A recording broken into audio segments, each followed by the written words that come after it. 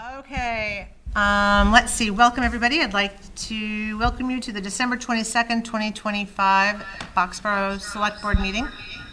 I don't sound excited when I listen to it there. It is 7 p.m.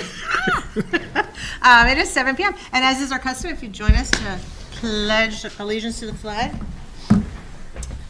I pledge allegiance to the flag of the United States of America and to the republic for which it stands, one nation, under God, indivisible, with liberty and justice for all. Thank you, everybody.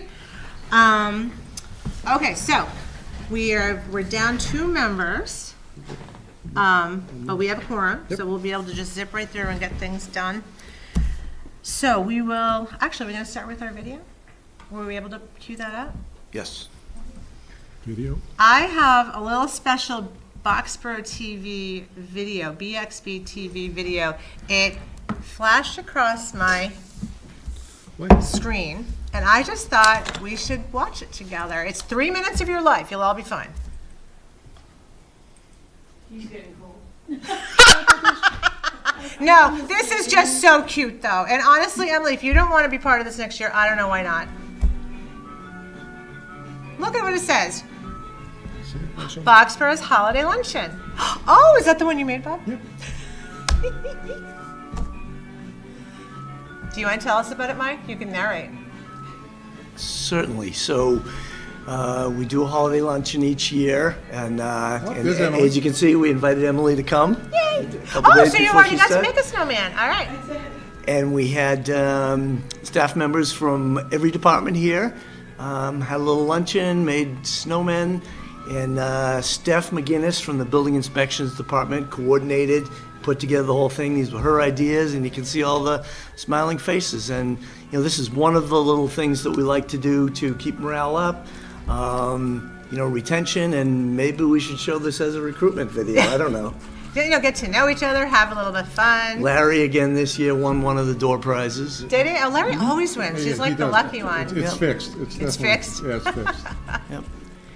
Look at that sweater. That. Look at that sweater. But see, Becky's got her reindeer Yeah, on. but it's not quite as out there as Rihanna. Well, the really funny thing is, later as it goes, it's like, oh, guess who made which snowman? But you can tell who Rajan's is because of his sweater. On top of his radio antenna. And some people got really creative. Yeah, there's one downstairs that's really creative. I like the melting one.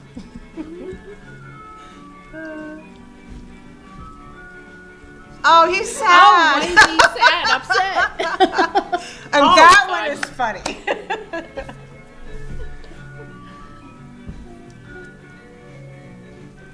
So this And he's got a snowball, which I love. Yeah. So this event, as well as the recognition event that we do in the spring, All right, I want to know who made the troll. Really? Okay, I'm sorry. Go ahead. that one was mine. Was that yours? The Cyclops, no It was a Cyclops. Cyclops? Oh, I thought maybe it was Shrek or something. They didn't give me 2 eyes. You only got one eye? Isn't that sad? Aww. Okay, wait. But whoever made the dove, come on, that's pretty amazing. I know. I'm sorry, You what were you can saying? strong arm to get another eye from someone. That reminds me of Gumby and Pokey. Yeah, exactly. Yeah, it does. Yeah. Well, I don't want anyone to feel left out. I know we could probably stop now, but I don't want anyone to say, how come we didn't show my snowman? Yeah. So this employee luncheon, as well as the all volunteer recognition that we do in the spring, is funded partly from the stipend that the select board has forfeited. That's right. And We it's donate gone- our stipends. We don't gone toward take our that, stipends. and that doesn't fully cover both events. The rest are covered by anonymous donations. Awesome. Okay, so it's, all right, so no additional taxpayer funds were used beyond our stipends and donations. Wonderful. Well, thank you, and honestly, I thought that was super fun. I was just like at home, and all of a sudden it popped up on my YouTube, so I thought it was great. On YouTube? Yeah, it was on YouTube. Yeah. So, okay, next up, is there any public input? Any residents that want to talk about any non-agenda items? We have one. We have one. Oh, sorry. Hi, Becky. I know you were looking at the screen, but Well, I know, because usually I forget them. I know. Well, thank you. So, You know. first, since it's not on your agenda and you don't have another meeting before the end of the year, I'd like to thank and congratulate Jeff Langren on his retirement effective December 31st. The town owes Jeff a huge debt of gratitude for having worked for Boxford for more than 25 years. So thank you, Jeff. 100%. That said, between Jeff's retirement and the fact we've lost 3 full-time police officers in the last 6 weeks, I'm worried about the morale and safety of our remaining officers. We're down to 6 officers. Town meeting voted a long time ago to always have 2 officers on, especially on the overnight shift. Additionally, 2 of the officers that left attended the police academy at a significant cost to the town. Many of our officers are working back-to-back 16-hour days and are justifiably exhausted. At some point, this becomes a safety concern. I really hope that when you renewed the chief's contract and gave him a $20,000 raise, you made his goals employee retention and staff morale. In a year when we're looking at an override, I think $20,000 is ridiculous and frankly tone deaf. The whole police department thing is starting to feel very Carterish again, and we do not want to go back to that dark time. Thank you, Becky. So we were actually going to address that in reports at the end, so we can take it out of order. Do you want to talk about how we're managing staffing, what's going on? Sure. And even since Becky brought it up, justification for, like how the select board is looking at these numbers. Sure, absolutely. So let me just first start with any recruitments and hiring. We always base them on comparative analysis. We,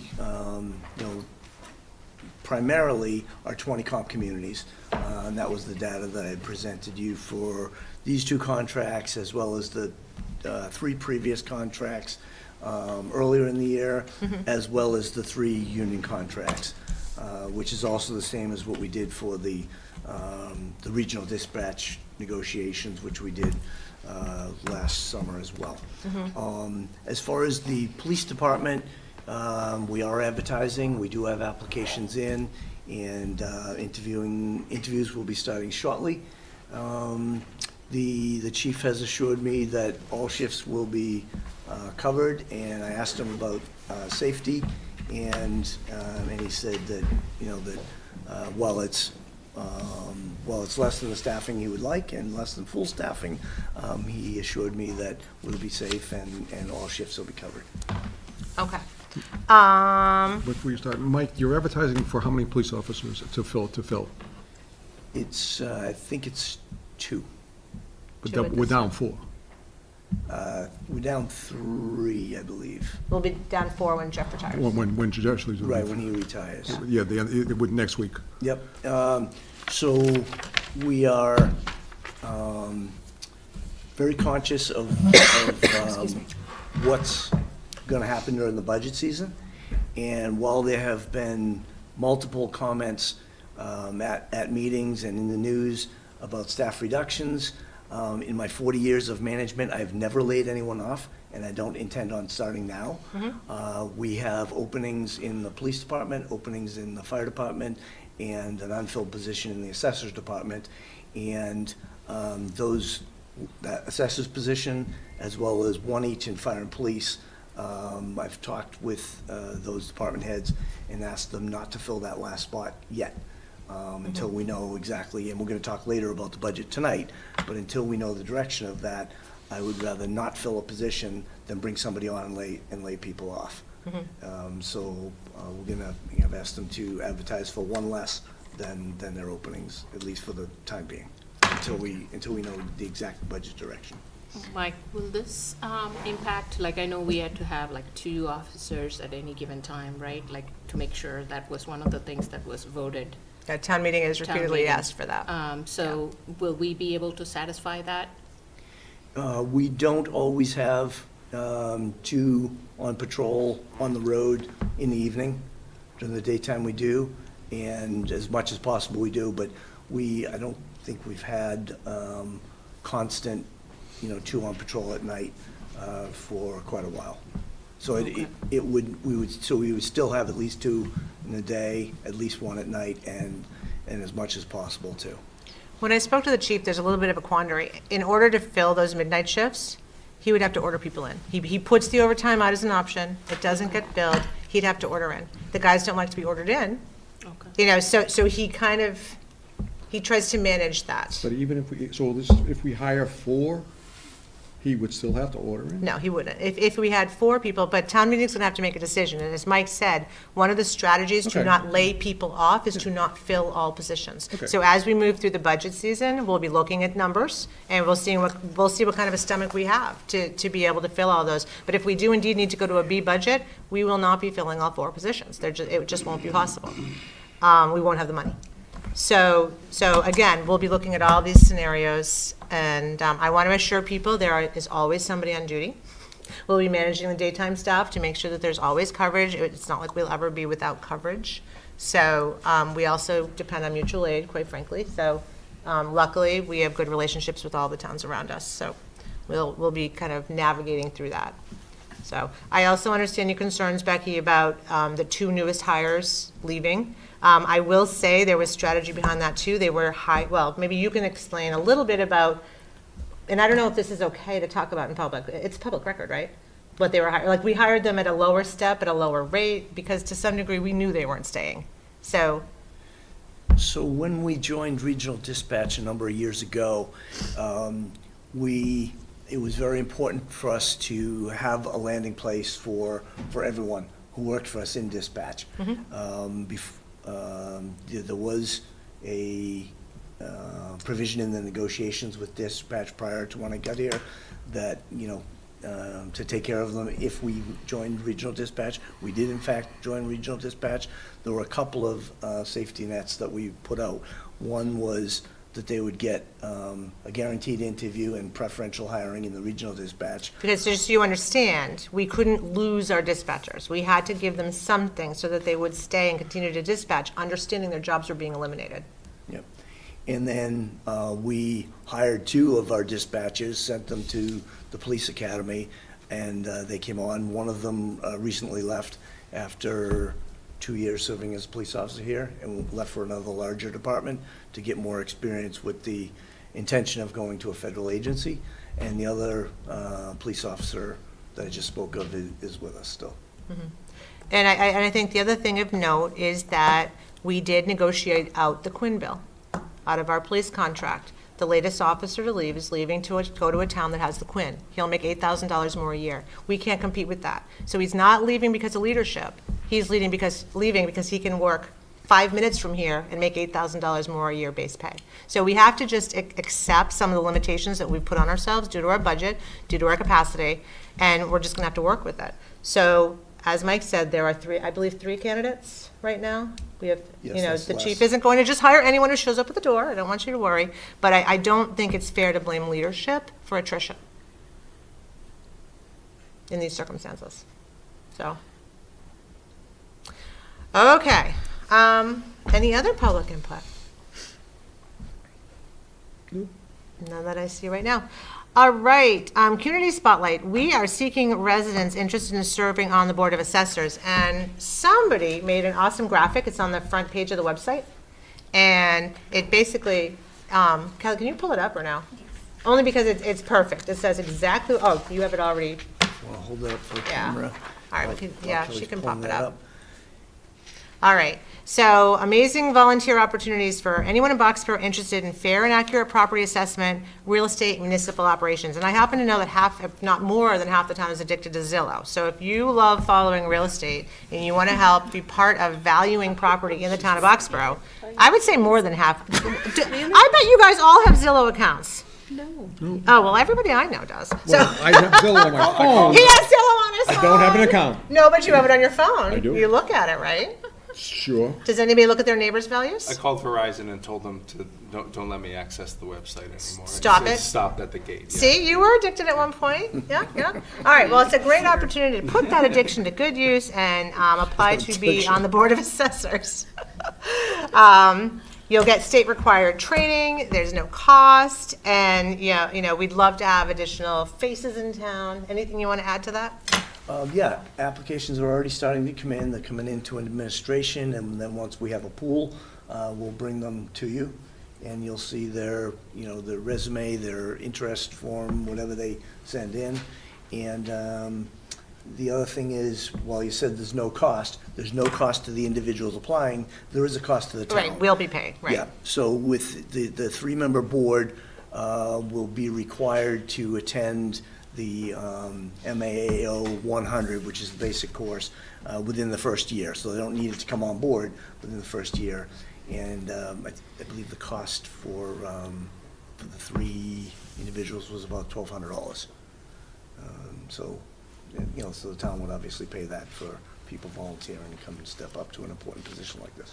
Awesome. Well, I hope we get a nice list, and if we have more than, we need 3 people, right? If we get more, is there an opportunity for associate members, or people still want to be I involved? don't think so. I think you want to keep it as a board of 3. Okay, all right. All right, okay, so moving right along. Introduction of new employee, Emily Rue. Come on up to the microphone and introduce yourself. So Emily is joining us as our new treasurer collector. So if you want to give us a little hello and a little bit about your background and Sure. all about being an AB grad. Yes, so I did graduate from Acton Boxborough in 2001, so figure out my age. I've been doing municipal work as a treasurer collector for 7 years. I was in the private sector at first, and then I started in Shirley and as the assistant, and then I became the treasurer collector. I was there for 5 years, just over 5 years. I went to a bigger town, just shy of a year and a half, and realized a smaller town is more up my alley and where I'm needed and where I can do the most good. Nice, well, welcome. All right, so I ask everyone who comes in, and you're from Acton Boxborough, and you grew up in Acton, so you might, you know, feel a little biased there, but what do you love about Boxborough? What brought you here besides us being a small town? It's okay. I like the small, bucolic New England feel that Boxborough offers, and yes, being right next to Acton. My parents are still there, right over by the library. That's awesome. Which is nice, and it just kind of, life has a way of coming full circle. So I just feel that's the opportunity that's been handed to me. Wonderful, welcome back. Thank you. Any questions for Emily? No, welcome. Oh, welcome. Thank you. So if you need us, we're accessible through Mike, through Kelly. You can email us, call us. But if we can help in any way with your adjustment, just let us know. Thank you, I appreciate it. You're welcome, and thanks for coming in tonight. I want to say how excited we are to have Emily arrive. Today is her very first day. She joins a great staff with Marcia Sands as the assistant treasurer collector in the treasurer collector's office. She has hit the ground running. She's got a couple of ideas of things she wants to change already, and we talked about one of them earlier today. And she said, asked me, would I consider such and so? And so I explained to her, my management style is that I don't hire great people so that I can boss them around and tell them what to do. I hire great people so that they can come in, give us ideas, and we give them permission to go do it. And so the first thing she would like to do is entertain the thought of going back to quarterly mailings of the tax bills. And I said, absolutely. I think that the last year has been a disaster with you know, it'll cost a little more, and I know people are concerned about that, but I think the $6,000 is probably worth people who have already paid off their mortgage getting their tax bill 4 times a year, and us getting that revenue in on time, and people not getting penalties that we are not allowed by state law to waive or reduce or anything like that. So in the door 2 hours later with a first great idea, and I think they're going to keep on coming. We're so excited to have you here, Emily. Welcome to Boxborough. Thank you. Okay. All right, well, thank you. So you expect that to start in FY27? Yes. Yep, so those mailings. So that'll for be the- July 1st. That's Yep. when FY, just for anyone who's like got to Google that. July 1st, Yeah, 2026. And we have been talking about that for a while because we've seen the residual negative effects of the mailings just going out twice a year. And you know what, for the cost, well, $6,000 is a lot of money. It's the pain that people are going through, you know, if they don't get those demand notices or they just happen to forget because, you know, it's now 4 months after they got the bill. So thanks for that great idea, Emily. So we used to use the tax bills as a way to send information out, like dog licenses, transfer station. We could do fire station information. Like, is that something that could be factored into it? I will certainly take any ideas from Emily on that. Okay, so we'll be talking to you, Emily. Oh, you have to use the microphone to Yeah, you talk, gotta use the sorry. microphone. Did I say microphone? Oh my God, am I 5 years old? Microphone. Just, do you mind clarifying, what do you mean, like, send the bills as a source of information? No, so what we used to do is when the bills go out, they're in an envelope, and we used to call them stuffers. So we would put other pieces of paper in with the tax bills. So you can have a mailing insert as long as it's not political in nature and as long as it doesn't increase the postage. It probably will increase the. No, we used to be able to put one sheet of paper. We'll do it on 20-pound paper. We'll do it on nice light No, paper. it shouldn't, Bob. Like, it's- Well, it all depends how many we stuff. hopefully we are keeping it concise and not like have too much will lose its importance. Yeah, right, no, too, exactly, where I know, you I'm send not two against it, things I'm inside. for doing it, I just Yeah. wanna make sure that if we have two pieces of paper, that's it, if someone else wants to put another one, and say, That's sorry. too much. Well, it was things like when it was time to buy your transfer station sticker, and especially if we changed the fees this year, it would probably be a really good thing to let everybody know about. You know, I'm for it. dog I like licenses it. used to. I'm trying to remember. Those of you longtime residents, what else used to go out in our tax bills? Sustainability, Survey. Oh, survey, yeah. We got back almost 900 responses. yeah. Yeah, because people open it. Because we- Yeah, and it was, it's one piece of paper. And you could either go online, or you could send the paper back or drop it off. Right. And we got 900 responses, which Yeah. is pretty good for a survey.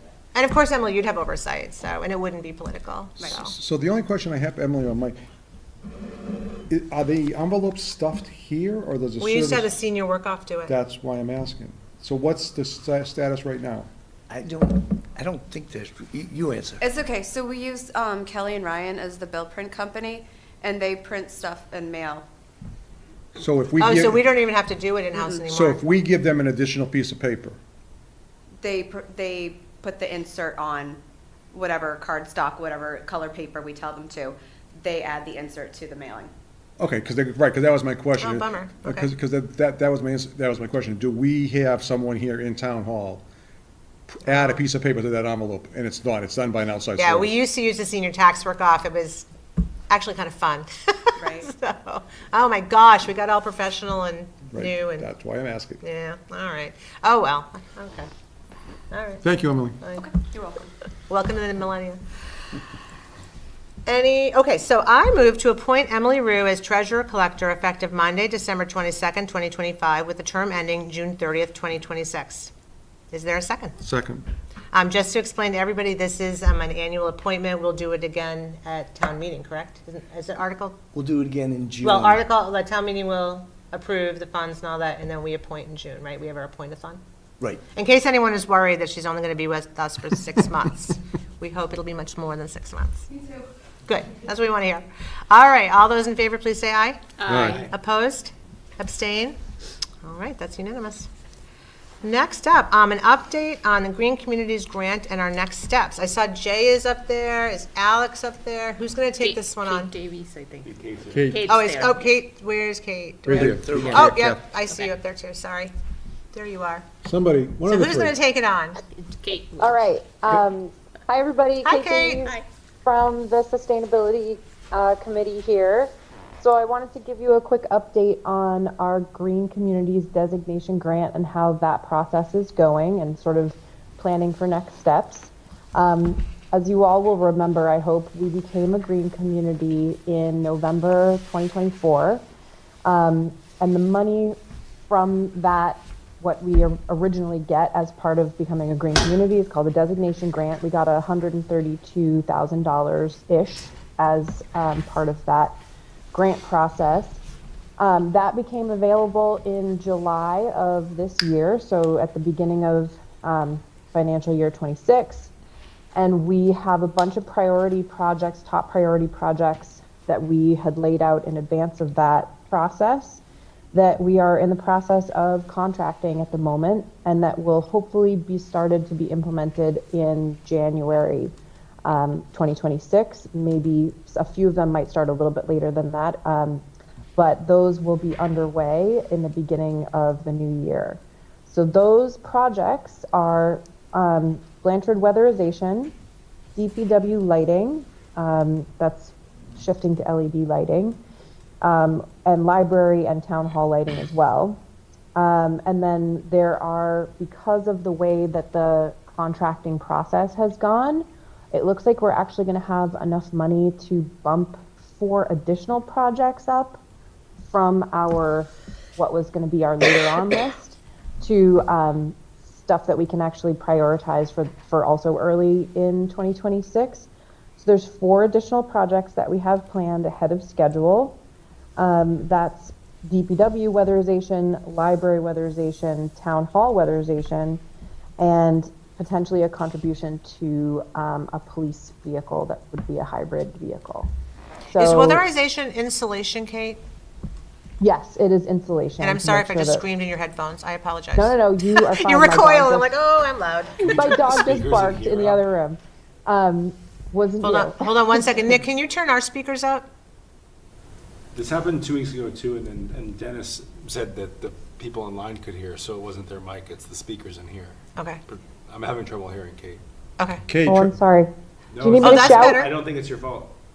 It's not you. keep going, Kate, you're good. Yeah, keep talking. Okay. We'll see. So is weatherization insulation? We'll go back to that question. Weatherization is insulation, yes, and it's a requirement. We have to do weatherization. That is a requirement by the state as a first priority project before we can invest in any other, high level, high quality projects like electrification. You have to do the weatherization first because that's where you get the maximum amount of your efficiency savings. So that's how you can save the most money the fastest, is to do the weatherization first. Great. So that's why that's a top priority. Other questions before I move on? So Kate, if you can explain, I think, what's the return on investment with this? Again, we are not investing, the state is giving us the grant. Like, how quickly will we be able to see the benefits of these, in terms of the weatherization and the LED lighting and all that? Is it like in a couple of years' time, or? Great question. I can't give you exact numbers at all, but I can tell you that the reason that the state prioritizes weatherization and lighting is because you should see savings on your bills almost instantly. And certainly in the winter months, the weatherization will make a big impact in terms of what we're paying for heating, especially in the older buildings. So in our big old buildings like Blanchard and Town Hall, that's the reason to prioritize those projects up front. The lighting will also save us in terms of costs very much right away. You won't probably see the return as much as quickly, but it's very much a really good investment, which is again why those are the top priority projects.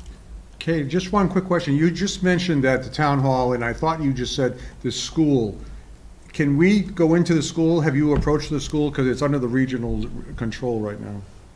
Yes, this has been organized in agreement with the school district. So that's all been organized with in partnership with Kate Crosby, who's the energy efficiency guru for the school district. Great. So that's already kind of been worked out and planned.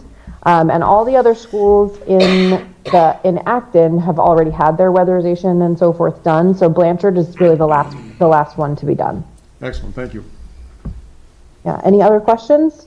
Do we have a timeline on the completion date for this?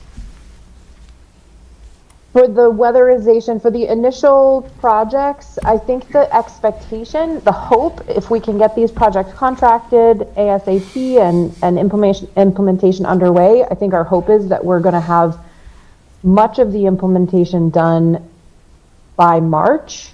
So in the first quarter, that's our hope. I think Blanchard, we may have done in January. Maybe Alec has an update, I'm not sure, but that was the last that we'd heard, was that they were going to try and do some of that weatherization, not over the Christmas break, but starting in January, like in the hours after school. So that would, because it's our biggest building, we're really trying to get that done in the winter so that we can make the biggest savings. Alec, do you have an update? I saw you took yourself off mute. Yes, so I can speak to that. We had initially been targeting a week of school vacation, but that just simply wasn't going to link up. However, the school system has said that we can do after-hours shifts. So effectively, when their janitors are in the building doing their work in the evening hours in the late afternoon, we can have our project expediter in doing the exact same during the exact same hours, which is a fairly common practice. With a lot of the projects in the future, you'll see us sync it up with a summer vacation. But in this case, we wanted to get the projects done as soon as possible so that we could then start our reporting process, both to you on our savings as well as to the state. All right, thank you. All right, Kate, we derailed you. You want to finish your presentation? You're good. The only thing I wanted to add was sort of like looking towards 2026.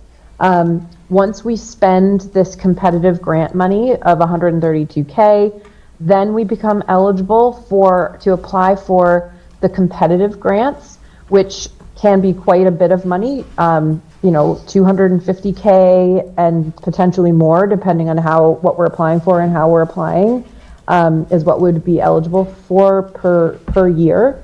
So we do want to get on to spending this money and applying for those grants. The April round is pretty unlikely that we will have actually spent all of the designation grant money in time to be eligible for the April round, but there is a round that will open up in October. That's what we're currently targeting, and that will give us enough time to kind of have conversations and do some math and figure out what we should be applying for as part of that competitive grant round. Which I think is meaningful for us to spend a little bit of time so that we can be really strategic about what we're asking for. There's a couple of different projects that we could bid for that would be really big projects and make a really big impact on our energy savings and on our cost savings.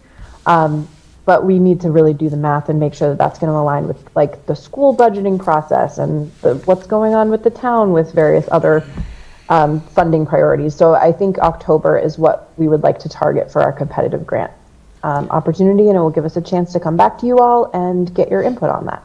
So I have two questions. Are they, only because you brought up budget season and prioritization, is that in terms of time management to work on it, or are these matching grants?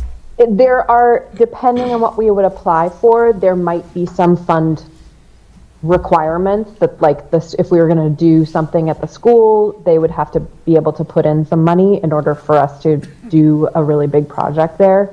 So that's why we need to look at kind of short-term and versus long-term project ideas, and really do the math on what makes the most sense, because I don't think anybody wants to be stressing people out about the school budget right now. Is it, I mean, does it make sense to be focusing more on municipal buildings versus, like, I mean, the police station's 80s, town hall, what is this, 50s? You know, does it make sense to maybe put a pin in Blanchard? Love you, Blanchard, but, you know, focus on the municipal side and let the region take care of the Blanchard building? Well, it does make sense, it potentially makes sense to put a pin in Blanchard, except that Acton has used a lot of their green funding to do the work on the Acton schools. So I do think that there's a good argument for us to use green funding to focus on savings at Blanchard. But as you say, it might not be the top priority. I think we might want to think about town hall. You know, there's a lot of other buildings that we have that are also old and top priority. So we just haven't had a chance to really kind of compare apples to apples yet. So that's the work that we want to do between now and when the competitive grant process opens up for us. Sounds good. And please know, I'm not saying that we shouldn't be a good partner. If we were indeed in the regional agreement and Acton was indeed investing in the school buildings, I do understand the point that Boxborough should be doing the same. But I'm also thinking of prioritizing when money's tight. You know, where do we put it? What makes sense? And what can the taxpayers, you know, stomach? I'm 100% on board with that. I think the whole sustainability committee is very cognizant of that tension. So that's why I think we want to make sure that we're playing the long game here and being strategic about what we're applying for. Well, I think the other thing to remember is when we talk about sustainability, as much as I want to see the return on investment, the investment is in our children. You know, whether you believe in global warming or climate change or whatever, we are zone 6, we are no longer zone 5, we are Connecticut. I love to say that. You know, it's real. So the real sustainability is for our children and our children's children. Yep. So, all right. So you will probably hear from us in the next few months with more of an update and also to get more input on what priorities might be. Kate, before you go, I have a couple of quick questions so that way everybody understands. I know the next grant for the competitive one is in October. When does it open? And would you guys have enough, like, by that time, ahead of time, we should have our projects outlined? And, like, do we have time set aside to get all the grants written out and vetted by KP Law, whoever, so that this time around when we submit, it goes through and we don't hit any hiccups along the way? Yes, I don't have the exact date right in front of me, but I know that it is, I think it's in early-ish October, and we will, that competitive grant round opens. We're in really close contact with Kelly Brown, who, as you will know, is a Boxborough resident and also helps to run the Green Communities grant process. So she's in really good contact with the Sustainability Committee and with Ian. So we have really good input from her on like when things are due, what materials need to be organized, and you know, kind of helping to give us a little bit of a strategic outline of what things might be best to submit when. So Kelly's been super helpful, and we'll continue to follow her guidance on the planning for those grants. I think October is a really good goal. April feels like it would be a really short turnaround, especially with all the things that we would be potentially planning for a May annual town meeting. Yeah. Any other questions, comments from the floor? From the Zoom? No? Well, thank you for popping in tonight and updating us, and much appreciated. Thank you for Keep having up the me. good work. Thanks a lot, everybody. Thanks, Yeah, guys. you're welcome. Let us know if you need anything from us. All right. Good night. Next up, land donation acceptance, 126 Mass Ave. Mike, do you want to take that? And I see Kathy Vorse popped in. Yes, please. So this is, I've been talking with the Vorse family for about a year, and prior to that, the chair of the Water Resources Committee had been talking with them. And I know they had spoken in the past with the Conservation Commission as well. So the late Ray Vorse Sr., he dug a fire pond on this 7.5 acre land down at 126 Mass Ave. So for those of you who don't know, it's where Summer Road and Mass Ave intersect, and it's on the left. If you're facing Summer, it's on the left side, right? Correct. Yes. If you're facing Summer? Yes. If you're at Liberty Square Road? Right, right, Okay. yes, yes. It's behind the Flamingo. Yeah. Yeah. So he had this land. Yeah, behind it, yeah. In It. between Summer and Flamingo and behind Flamingo. Yes, correct. Yes. So Flamingo's a liquor store. So he had this land, the 7.5 acres, which is, let's say, very water rich, and doesn't lend itself to be developed. In fact, it'll never be developed. He dug a fire pond so that the fire department would have a place where they could go, drop a hose, and be able to fight fires in that area. Kathy, he was a volunteer fireman, right? Yes, he was. Yes, he was. He helped build the fire station that we're trying to replace. Yeah, good old Yeah, days. Yep. So it was his intention and wish that this land be used by the town for water purposes, whether it's drinking water, water conservation, or firefighting purposes. He, his family, since he passed, his family has been talking with the Water Resources Committee, mostly with Les. Les introduced Ray Jr. and I, who had been talking through last year. I'd also spoken with Kathy's brother George, and then more recently, in the past months, with Kathy. And there was an interest in selling the land for conservation quite some time ago, as well as for water purposes. But the town, as we know, is not in a position right now to be buying up land. The family, with Kathy as the lead, were amenable to donating the land as long as it was used for water purposes, for municipal water purposes, for the benefit of the town in fulfilling her father's wishes. And the way to do that, now the family again with Kathy at the lead, is in the process of closing out their father's estate. And I think this is one of the last things they need to do, and they'll be closing the estate by the end of this month. So there are two ways that the town could accept this donated land. And, the agreement is that, the town accept the land, if it's agreeable to everyone, for water purposes. We erect a sign on the land memorializing Mr. Vorse and his dedication to water in the town. And so there are two ways. Either town meeting could authorize the select board to accept this donation for all municipal purposes, or the Conservation Commission is really the only other entity that can just outright accept land, and they can accept land for conservation purposes. And town meeting would be problematic because that's in March, and they're closing the estate this month. So what has been agreed to by all parties is for the Conservation Commission to vote to accept this land, which they did on December 17th, and then for the select board to approve that acceptance by the town for conservation purposes. And then the town comes back at a future date to town meeting to take the necessary steps. And that may be years down the line. It may be shorter, maybe longer. And define what those water purposes are.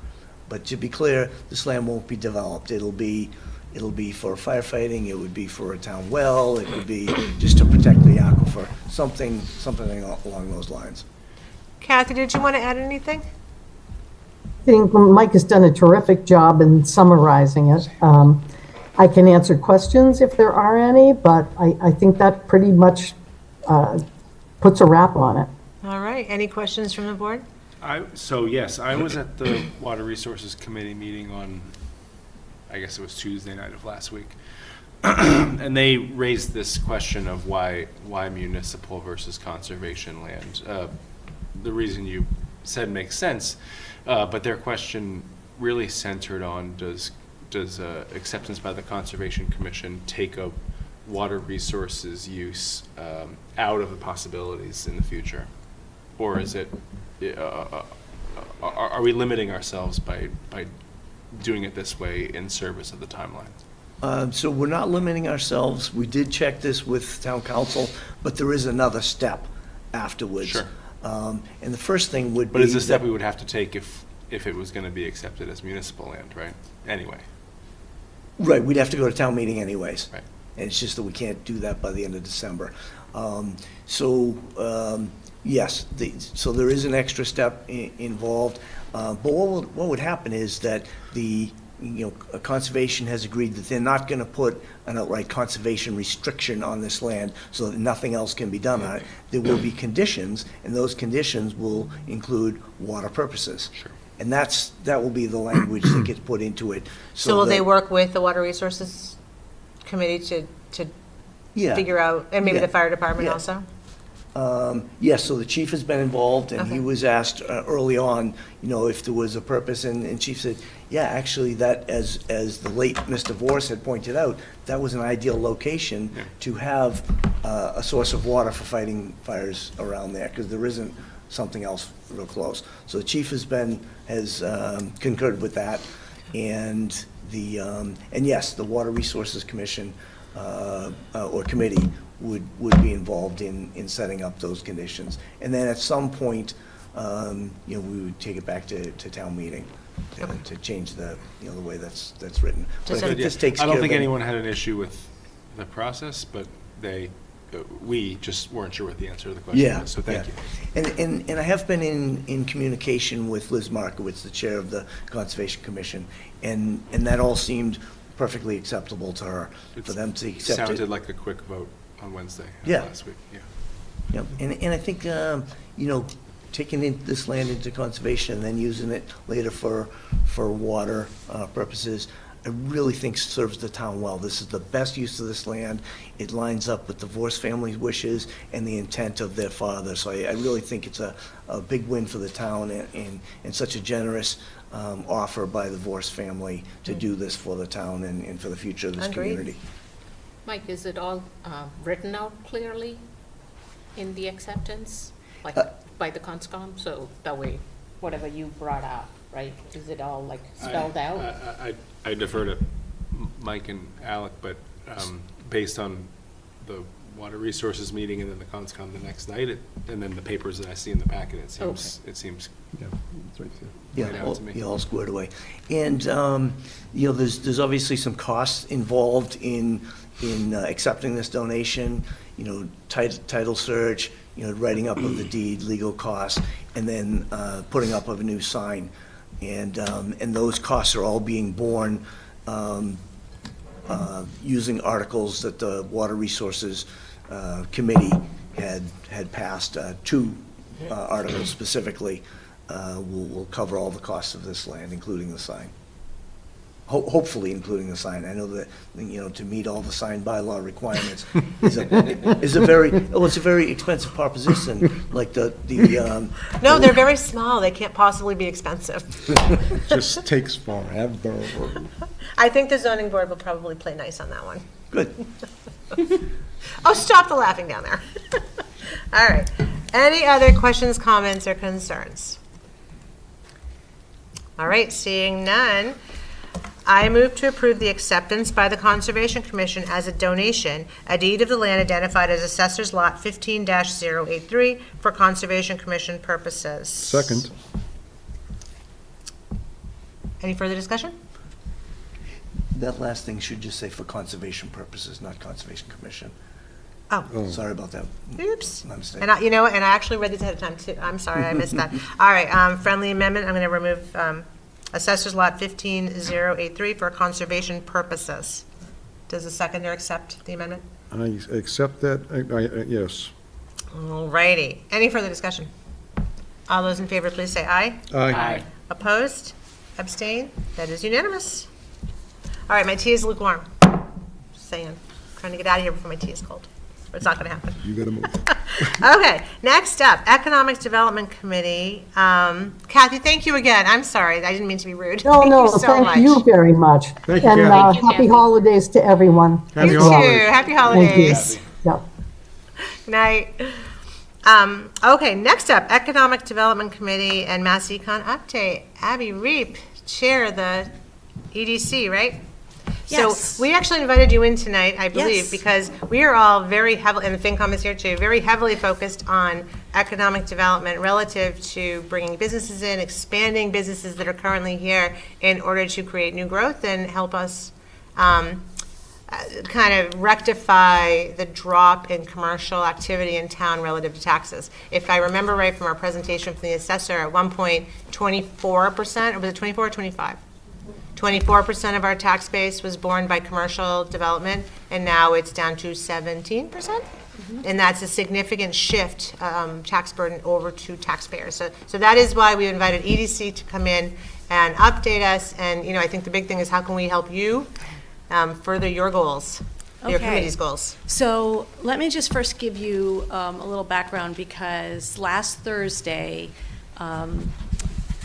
Alec, Sam, who's our liaison, Mike Johns, and I met with Doug Kellum, who is from Mass Econ. He's a senior director in charge of location services.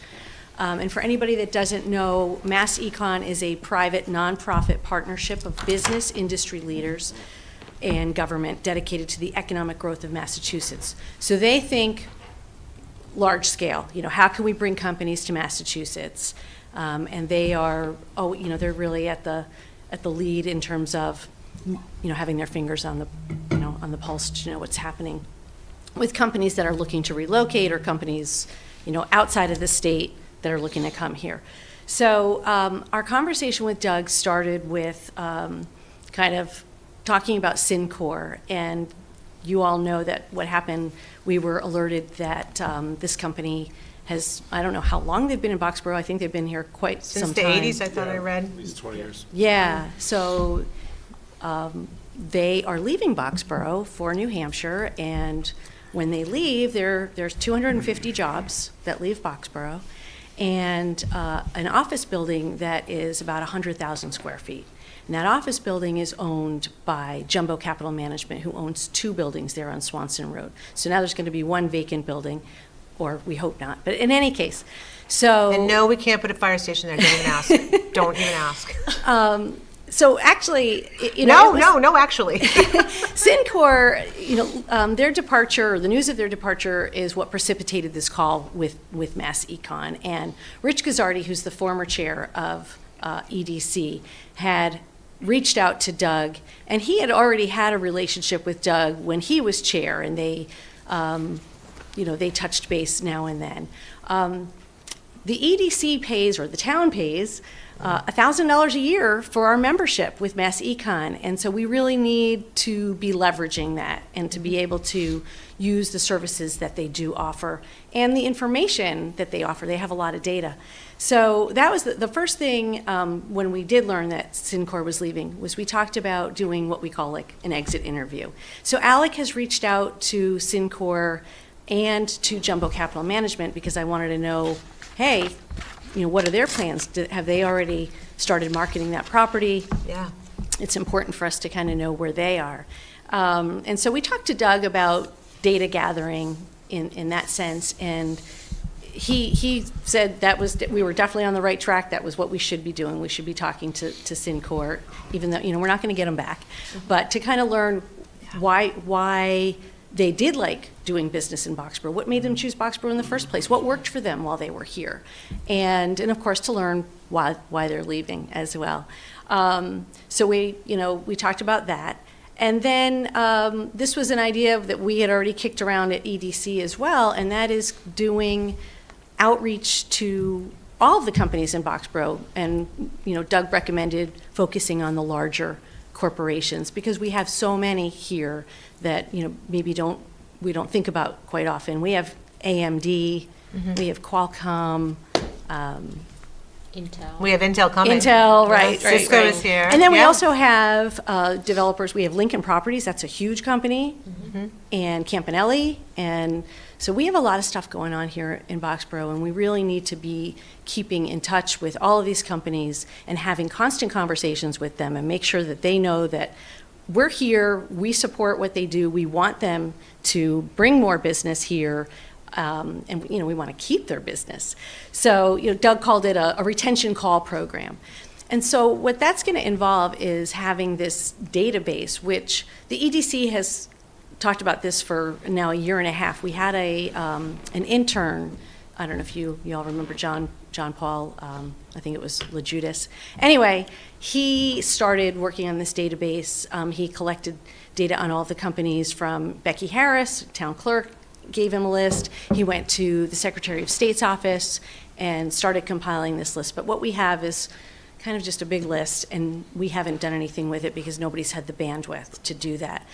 But we really need to focus. We need to get back to that list and sort it by largest companies and start a regular program of outreach.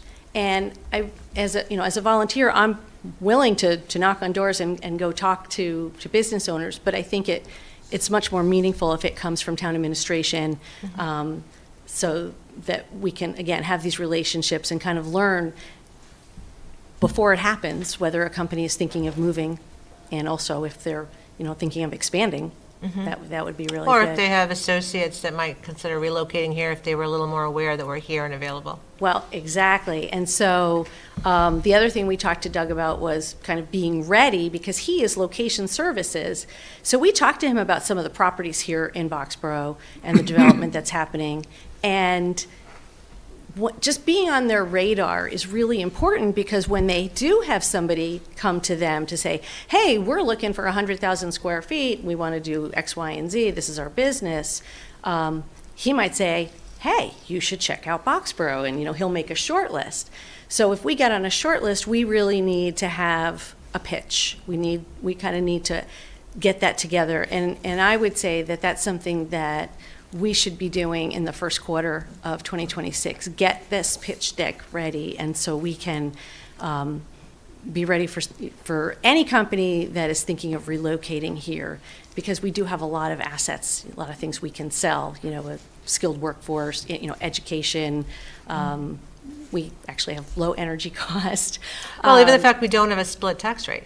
You Right, know, exactly. It's a single tax The rate, energy which. cost. Yeah, The energy and that's cost a should selling be point. Energy And cost. Phenomenal driver. Oh, yeah, with electricity costs being so low. yes, exactly. Yeah. So, And nobody believes that. we also need to, when we're thinking about how we sell ourselves, we also have to think about, what the objections are in terms of our water supply, the length of time it takes to permit things here, zoning, and of course, just the tax rate in general. So there are certain things that are in our control, there are certain things that are not in our control, but we have to kind of keep all of that in mind as we, get ready to pitch to companies. Sure. Doug offered, MassEcon has a wealth of information, and there's something they have like Ready 100, Mass Ready 100, and there's tons of data there, and he offered to walk us through it. So we're going to schedule another meeting in January and just get on a Zoom call and go through the data and see what we can use. And I think it's really important that we stay on their radar, so we keep meeting with him and kind of telling him what's going on. Make sure that he knows if we have a zoning change in one part of town or that sort of thing. So that's potential that'll be a Yeah, but flag. do you think that'll be recorded? Because I'm thinking that's something that'd be great for the select board to either watch or participate in if we promise not to talk. Which would be hard. Yeah, so I mean, these were just things, and I think the big win here having this call was establishing that relationship, kind of reestablishing the relationship with EDC and MassEcon, and just staying on their radar screen and leveraging that information that they have. Well, one of the things we talked about at BLF was creating kind of a task force, select board, FinCom, EDC, planning board, getting everybody, for lack of a better word, on board to be able to be looking at this and working together with a shared mission. We haven't been able to do that as a town, and I think that's something that we need to focus on. Is that on one of your goals? That should probably be a goal. Add it to the list. Actually, I think economic just development did is it on last your week. list. It is on the list. Right, Yeah. but I think creating that task Yeah, force. and that's why I wanted Mike to have that separately, not from the other financial things, right? Oh, right, The yeah, yeah, development, yeah, we right. wanted it separate, Yep. because Yeah. that should be Yep. front and center. I have a couple of I questions. got one. Yeah. Sure, I just want to Oh, say sorry, one more not thing. done, sorry. After Kristen's comment about getting those boards together.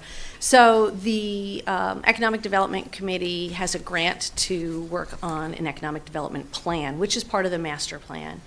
And it's really important for us to understand, what does Boxborough's economy look like? Where will we be in the next 10 to 15 years? And I think that will help us focus in zoning, and thinking about that, like what is the potential here? So I like the idea of bringing those boards together from an economic development standpoint. And again, I understand it's more volunteer hours, and I understand a lot of us are already stretched thin, but I also think it's just really important, Agreed. as we head into the next decade, for so many reasons.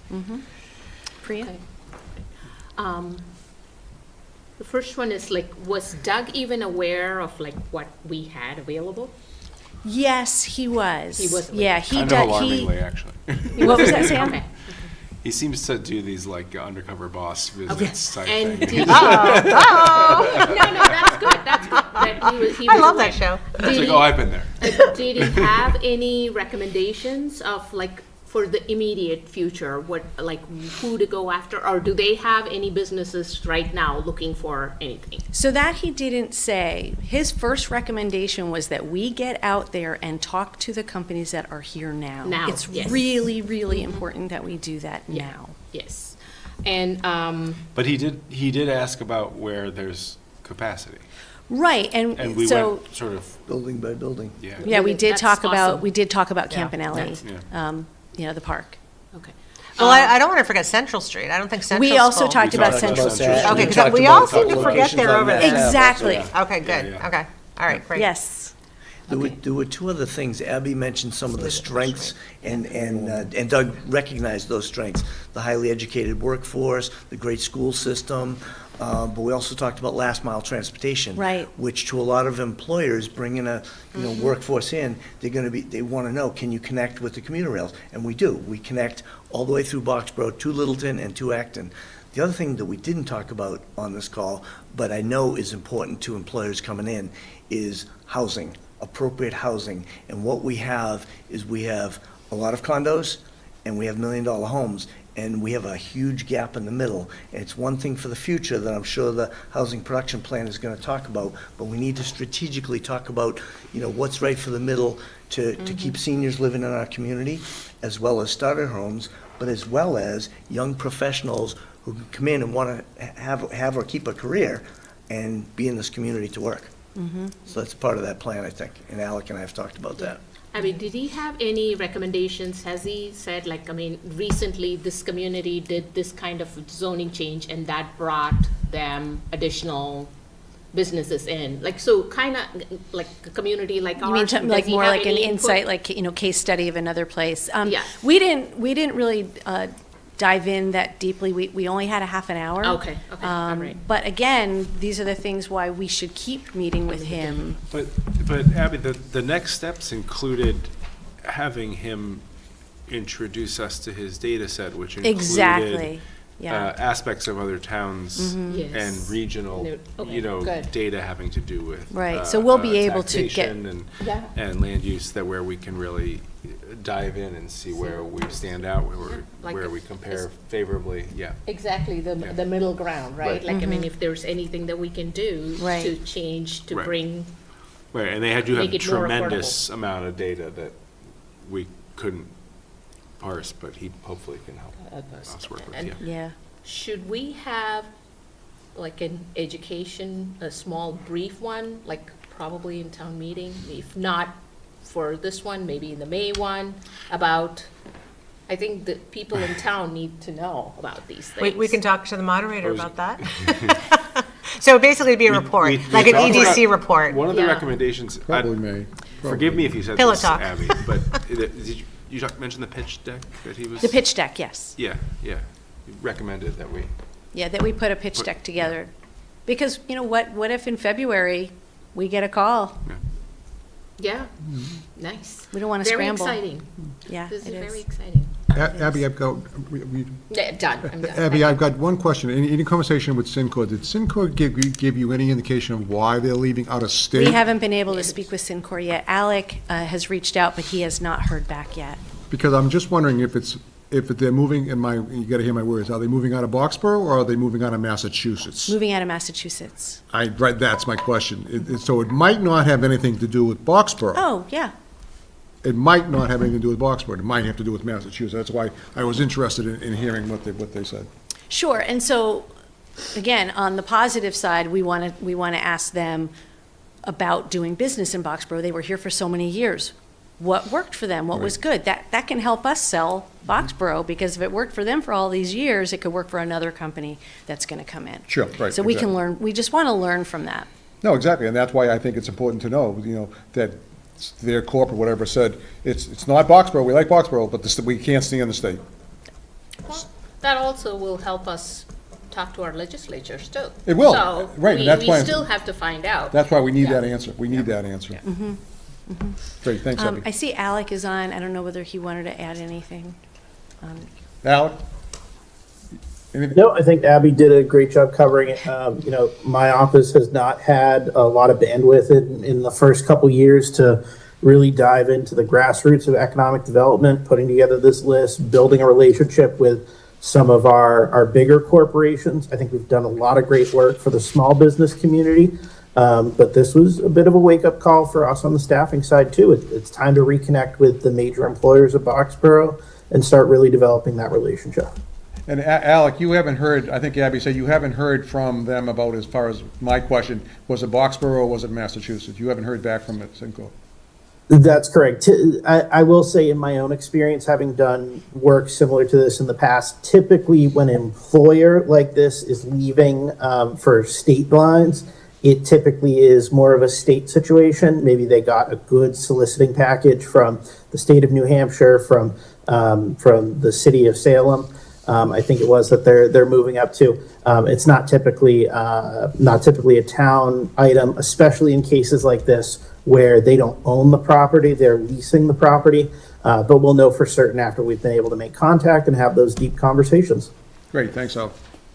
Yeah, to Alex's point, we have, as you know, the Economic Development Committee has focused a lot on small businesses. We had the business grants, we did Village for a Day, we did a village study working group, and so, you know, we've got that. Now we've got our economic development plan that's going to be kicking off. So we're going to learn a lot in the next 6 months, I think, about what's going to drive Boxborough's economy. You know, we can't just focus on obviously can't just focus on small businesses, especially when we have these global companies here. Mm-hmm. Well, I also think, you know, Alec, one of the things you just said is perhaps New Hampshire or Salem approached them with incentives, and that's all the more reason to have relationships with our businesses. Mm-hmm. So we let them know if they are being courted to let us know, because there are inherent costs to relocate. They're going to lose employees. They're going to have to, you know, outfit wherever they're going is going to cost money. Mm-hmm. So if we can get ahead of it to have conversations, we might not change their mind, right, but we might help with the transition or help prevent a transition. Right. Yeah. Right. Okay. One thing I mentioned to Abby when we had a couple of recent meetings was that some communities will have representatives from their large corporation side on their EDC. And that's something that the town may consider. And it may be something the town doesn't want to do, but it may be something to at least consider. You know, are we representing, because we are representing our small businesses on the committee, and we may want to think about, are we representing larger interests? And even if that means you have someone who's on the committee who may not be a resident here, but is a resident business. Does the charter demand you have to be a resident to be on the committee? I don't remember. I don't know. Yeah, we'll have to look at that. Well, because that was my first thought, is that should be something we should change. Yeah, I think the information that an executive of a larger company could share with us and teach us would be invaluable, and they would learn from us too. Goes both ways. And the other option is, I'm just thinking out loud here, if they weren't a committee member, I mean, if we could establish a couple of people in town that would come to our meetings and give us, you know, some insight, that'd be great. Okay. Anything else? Are there vacancies on the committee? Yes, there are. There's vacancies on every committee. Well, this one seems like a good. All right, well, then I'm going to That's suggest we look and see if there is a residency requirement, and if there isn't, perhaps that's the next step, is to reach out to get to know some of our larger companies and ask if they'd like to be, you know, to participate. We'd have to Great. come up with the win for them. So. Thank you. Thank you. Thank you, Ed. Thanks, Abby. Thanks, Abby. Okay, well, 8:30. Let's work towards 8:30. So next up, possible implementation of electronic voting No. devices, right? Oh, no, I'm sorry, set date for debt exclusion ballot vote. Okay, so the reason we are talking about this now, I'm glad that FinCom is here. It seems to us to make sense that right after Maytown meeting, we should have the ballot vote so that we can get March, thank you. Getting tired already. Right after the March town meeting, we should have a ballot vote so we can get funds in place so the fire station design can commence. Do you want to talk us through that? Yes, so Becky Harris and I have been talking, and she's on this meeting, so I'm sure we'll want to make sure she can speak as well. We tried to get this vote the day after town meeting, which doesn't seem to be possible because the poll pads that are going to be used at town meeting on March 9th need to be reprogrammed and brought back so they can be used at the ballot election. I think the earliest date that Becky was able to come up with was a week later, which is March 17th. But St. Patrick's Day? That's a holiday. We can't do it that day. Just kidding, Becky. Lucky day is a good for a positive vote. Oh, and it's evacuation day. yeah. Okay, all right. So yes, and the election cost is about $5,000, but we know that escalation cost on this size project is about $4,000 a day. So if we were to wait, we could legally wait. We have 90 days to make the ballot vote after the town meeting. But if we waited for a scheduled town meeting vote on June 2nd, that's 85 days, it's about $340,000. Yeah. So, you take 5,000 off of that, you save, $335,000 if you can do it that much quicker. So that's the intention, save money, as well as get the design going on the building as soon as you can after the vote is made, so that Well, we it's can. fresh in everyone's mind. Well, it's fresh, Yeah. but also, so that the sooner the design is done, the sooner construction starts, and you get ahead a little bit of some of the materials and labor escalation costs. Agreed. Get Becky, do you want to construction weigh underway. in on that? Anything else to add, Beck? Nope, I don't really have anything else to add. I think we talked about the week later because it's a Tuesday, because people are used to having elections on Tuesdays. It's, it's possible to do it any of the other days, just not the immediate day after. So we can't do it the 10th. We could theoretically do it the 11th, 12th, somewhere in there, but it kind of made sense to us. And this is how it was done in 2019. And that special town meeting for the school funding, it was done a week later after the town meeting vote. So I think that would be a sensible thing to do. All right. Great, thanks, Becky. Any other questions, comments, or concerns from the board or for anyone in the public? Does FinCom want to weigh in, or are you guys good? Make sense? So I have a question. If it's possible to do it, not on the 10th, but on the 11th or 12th, do you want to try to do that, or do you want to stick with, people being used to voting on a Tuesday? Tuesday, right? Yeah, let's keep it the 17th. We're looking around. We've got all the voters sitting here, too. Everyone's nodding their head. What does that mean? It's always the week after. The week after. Yeah, do it the week Tuesday. after. It's always the week later. It's consistent. Yep, We'll- keep it the If you 17th. do a Thursday, no one's gonna remember to come vote, Yeah. so. Yeah. Keep it the 17th. Yeah, okay. So- Nope, I'm in agreement. I just wanted to get a sense of all the people here that are voters, so, okay. Anybody on Zoom have a comment? Seeing no hands? Okay, I move to set the date of Tuesday, March 17th, 2026 for the debt exclusion ballot vote, subject to approval by the town meeting and compliance with applicable election laws. Second. Any further discussion? All those in favor, please say aye. Aye. Opposed? Abstained? That is unanimous. Excellent. Okay.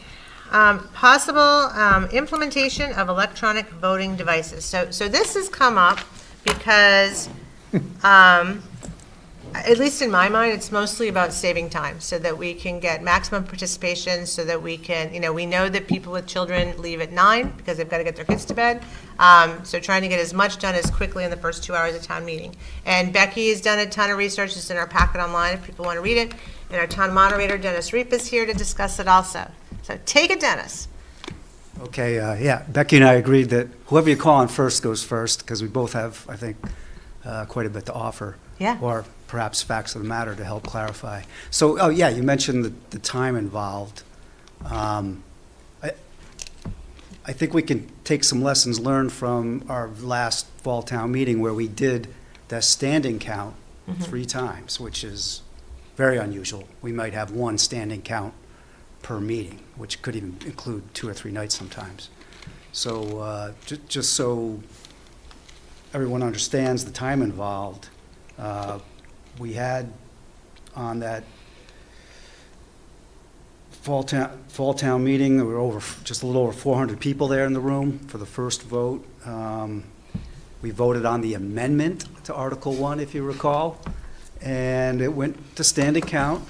And it took a little under 8 minutes. It felt a lot longer, I think. Felt much longer. But it only took 7 minutes and something. It was less than 8. Then, not long after that, we went to the vote on the main motion after the amendment failed. Almost the same number of people. The tellers obviously had practice. They did it in under 5 minutes. And then later that evening, there was a sense of the meeting vote on Article 3 about the fire station. And that went to standing count because that was actually just majority. It was close, and I think everybody wanted to know the numbers anyway. The tellers accomplished that task. The tellers and Becky accomplished that task in under 4 minutes. They got better at So it. if you're, concerned with time, and especially before 9 o'clock, if we only talk about 1 article before 9 and take 1 vote, I don't think clickers is really a huge time saver. I'll opine a little bit on clickers in general. I think clickers are a really would-be nice thing. If we had them today, it'd be great. somebody already climbed the learning curve before we got here to do it. If you do want to implement them, I think it's a nice place to be someday. Of course, I think the voters at town meeting would have a lot to say about it. We know from Becky there's a cost. If you're talking about prioritizing this year, which I heard that word earlier this evening, I would strongly recommend prioritizing, again, if it's talking about prioritizing expenditures, getting us in the Regency for May, when we are going to have probably the largest town meeting in over 10 years, versus taking a similar amount of money to buy clickers that might save us 10 minutes. If that's what you're thinking of in terms of doing it now, in a year where I know there's a lot of competing interests and even a lot of things to consider in terms of managing town meeting size.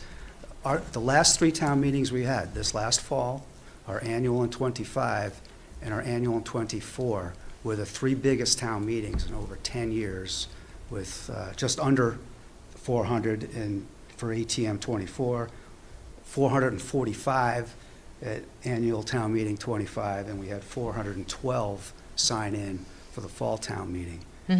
Just for reference, going back, you have to go back to 2019 when we had 346 people show up for the marijuana zoning. Right. And before that, 2013, for the over 600 that showed up at the Regency for the regionalization. I mean, I see the fire station coming in March. We're in Blanchard. We're going to be over 400 people probably, or close to it. I think the last 2 meetings kind of show that, and that's, to me, that's the practical limit in that space. Okay. If we go to May ATM, and we're talking, we got more fire station talk perhaps. We have town budget, which includes a school budget, which even includes potential override. All those things say to me, it's over 4, you might be getting close to 6. If you go back in time, we've had high numbers in the past for override votes when there were fewer people in town. So we're kind of talking about 2 things right here. So you are talking about, I'm a rounder, you guys, we all know I'm a rounder. I have $10,000 in my head for clickers, if we bought the minimum number of clickers. Yep. What was it? Yeah, Becky has the $9,800. numbers. See, $9,800, I'm a rounder. Woo-hoo. For the minimum number. Do you, actually, if somebody has that in front of them, why don't you read that out, what the numbers would be? Yeah, so it's $9,980 for 200 clickers. It's $14,180 for 300 clickers. And it's $18,380 for 400 clickers. And Becky, you looked into being able to borrow clickers, correct? Yeah. Like with so other there's- towns that have them, the same software? It's definitely possible to borrow clickers. It's also possible to rent them for $10 per clicker, so that saves, if it's just that one meeting that you're concerned about getting more, that saves some money. And then you can decide you want to buy those clickers for $45 if you rent them, and then apply that cost to the purchase. Okay, So rent to own. A couple ways to do it, but I do think we'd be able to borrow clickers because there are so many towns nearby that use the same company. So I don't know. I'm not sure. I'm not a huge advocate of clickers in general, but I'm not sure which way I would go in terms of the number of clickers Sure. to buy. It's kind of hard to know, but. Okay. So there's the cost, okay, and there's the time saving, which 16 minutes, okay, not huge, but we haven't talked about privacy. And I know there's been a lot of discussion back and forth about privacy. The clicker allows people to vote privately. We vote at the ballot privately. We've always, a town meeting has been a history of you show your face, you raise your hand, people know exactly how you're voting. But I think people are moving away from that. They want to vote privately. And we heard a lot about that. The select board, members of the select board heard a lot about that at the last couple of town meetings. People feeling very uncomfortable and maybe even choosing not to vote versus vote. And you would know those numbers by the total number of people who voted, for instance, on those big, important things, how many people just abstained. But that is something that we, and I'd love for other select board members to chime in. Privacy is probably the second most important issue that we're talking about here. No, I would agree. I have received the emails saying that people were persuaded, or people, as you just said, people decided not to vote either way. And I. Or felt pressured to vote a certain way. Yeah. And I think that, for me, the real concern is people say yes at town meeting, and they say no at the ballot. I'd rather just no at town meeting. If it's a no, it's a no. You know? So, and, you know, I think that's part of the issue. Priya? So I was all for this, but as I was thinking, there are a couple things that came to my mind. I wanted to make sure that like we are able to address that. One is this probably does involve some amount of teaching, like how to utilize this in the town meeting, right? Like for people, even it might be simple yes, no, but like people can still make errors and mistakes with that, right? In terms of using the. Talking to other friends who live in other towns, it's not hard. And yes, they do a practice, but it's not something, we shouldn't be using that as a reason to not pursue them. No, I'm not saying, but that's something to like take into consideration. Want to make sure that should we do it in a time when we are taking up an important vote. The other piece is, what if the vote is really close? Normally when we have elections, right, when the vote is really close, we do a hand count of the ballots. You have something. The green card? No, not the green card, but like I'm not talking about ATM. I'm talking in general.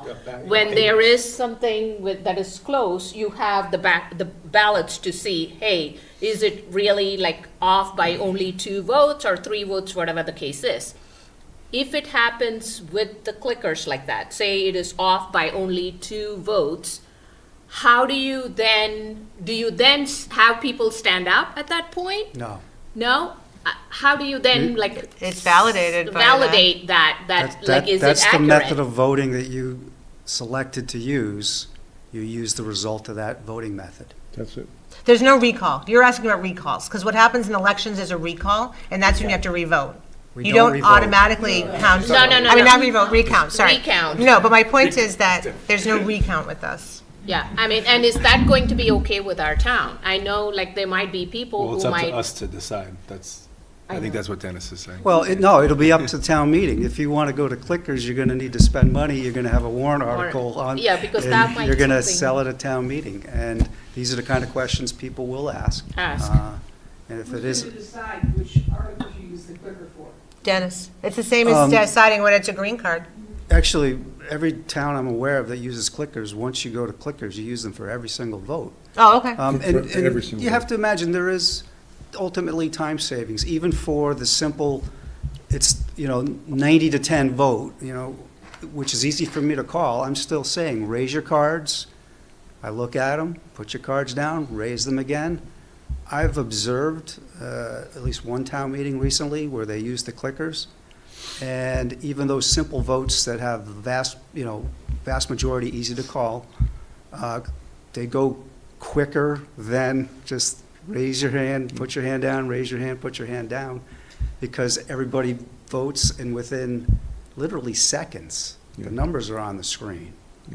And you can see the numbers, and I don't know the exact protocol for, okay, you're done, or everybody's voted, but it's done, it's recorded. And, if you do those types of votes, and we do 10, 20, 45. Well, we have a consent agenda, thankfully. You get the 40 votes times a minute, maybe it adds up. Okay, I didn't know time, that. I thought you still decided when we use clickers. So it's either clickers or no clickers. Well, All right. I think as moderator, I can declare the method of voting. There you go. Well, that was right. It's up to Dennis. But if we went to clickers and everybody had a clicker, I would see no reason to use any other method. Right. Because it would ultimately prove itself to, I think, everybody in the room, yes, this works, it's reliable, and it will be faster. Dennis, I have a question. Dennis and Becky, I have a question for either one of you know the answer. If Becky, if your people, or if you hand out, I'm just making up numbers, 500 clickers, and when the time comes to vote, Dennis, and you voted, and the results show that it's 200 to 100. I'm making up numbers. So that's 300. Do you assume the other 200 people did not vote, or how do we know that those votes actually got calculated, or tallied, I should say, yes? I'm not sure the actual mechanics of that voting system and whether it can detect people who didn't vote, so you have a check on, oh, obviously, the obvious thing to me is 200 people abstained in your example, right? But 20, pick a number, yeah, pick a number. Yeah, you're getting to the reliability. Oh, did my clicker actually work? Yeah. I have the impression the systems are capable of Becky? carrying us data. Well, it's a good question, but I have a feeling, and I might be wrong on this, but I think you can program them to even have an abstain category.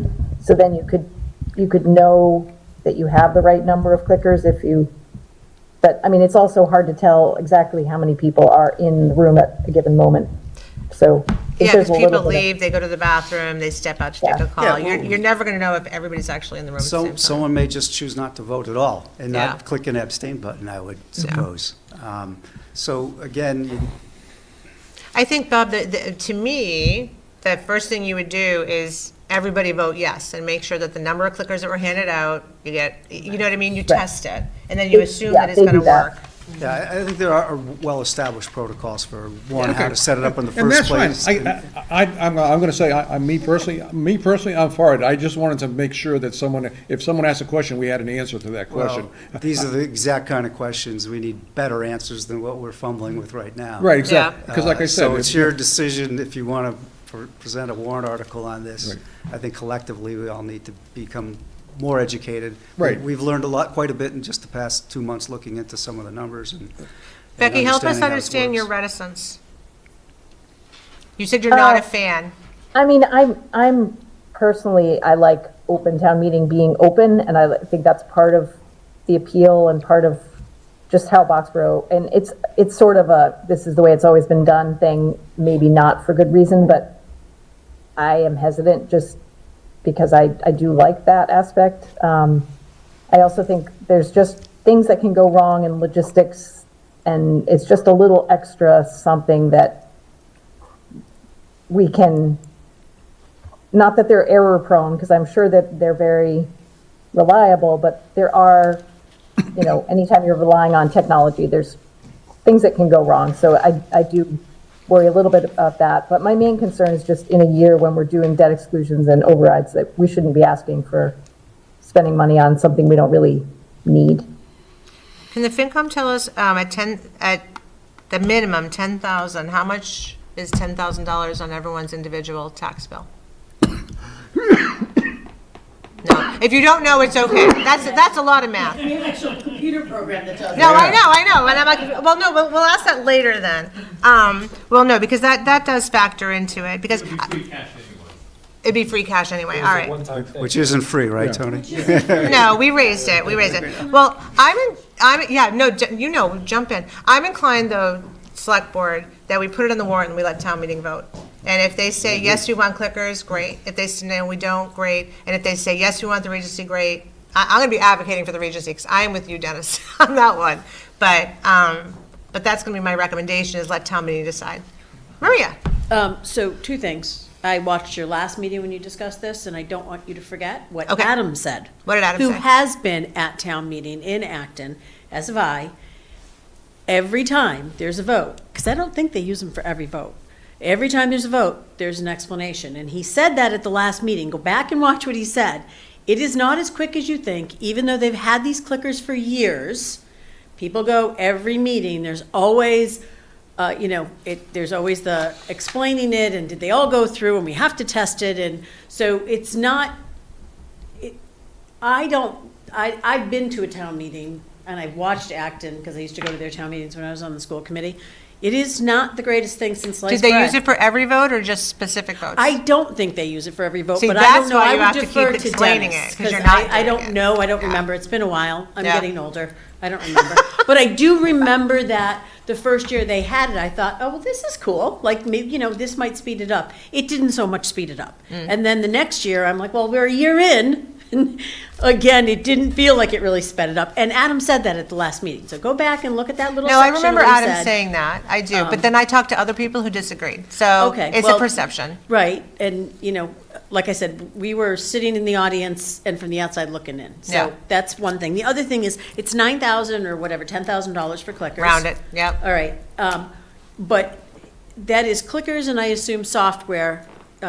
Becky, I guess Yeah, it you is. for the numbers. It is. But then there's got to be a yearly cost to that because. We have it, hold on. It's about $1,000.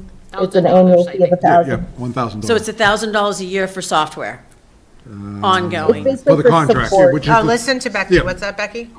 It's not a required contract, so we don't have to pay the $1,000, but it gives us the upgrades and whatever software. I think it's sort of necessary. Right. So, because- okay. Yeah, So, because hold on. what Becky wrote was $1,000 a year for software upgrades and support. So you, Okay. So the other question, Becky, do we know, like, so we have other programs where we have, like, it's 5 years and we know that we're going to have to upgrade the software. So then there's, it's $1,000 a year, and I'm just making up numbers, for support on the software. But we know that in 5 years, we're going to need to do an upgrade on that software. So now it's $5,000. Do we know if there's, kind of a buy-in to the next level after, or if other towns have had to deal with that? So they said the warranty is 3 years, and basically, I think we're not far enough in that we've seen them like completely need to be re-bought. So they basically said like 10 to 15 years, you could be still using the same clickers, but so there isn't really a hard like, oh, they're going to die in 5 years, and you need to get a whole new batch. Okay, and then one last question. Are these rechargeable clickers? Are they battery operated? They have the little coin batteries. Okay. They're like this little batteries like that go in your car clicker. Yeah. Okay. And so do you So need to? they said they should last at least 3 years, those batteries, but they're pretty cheap to buy.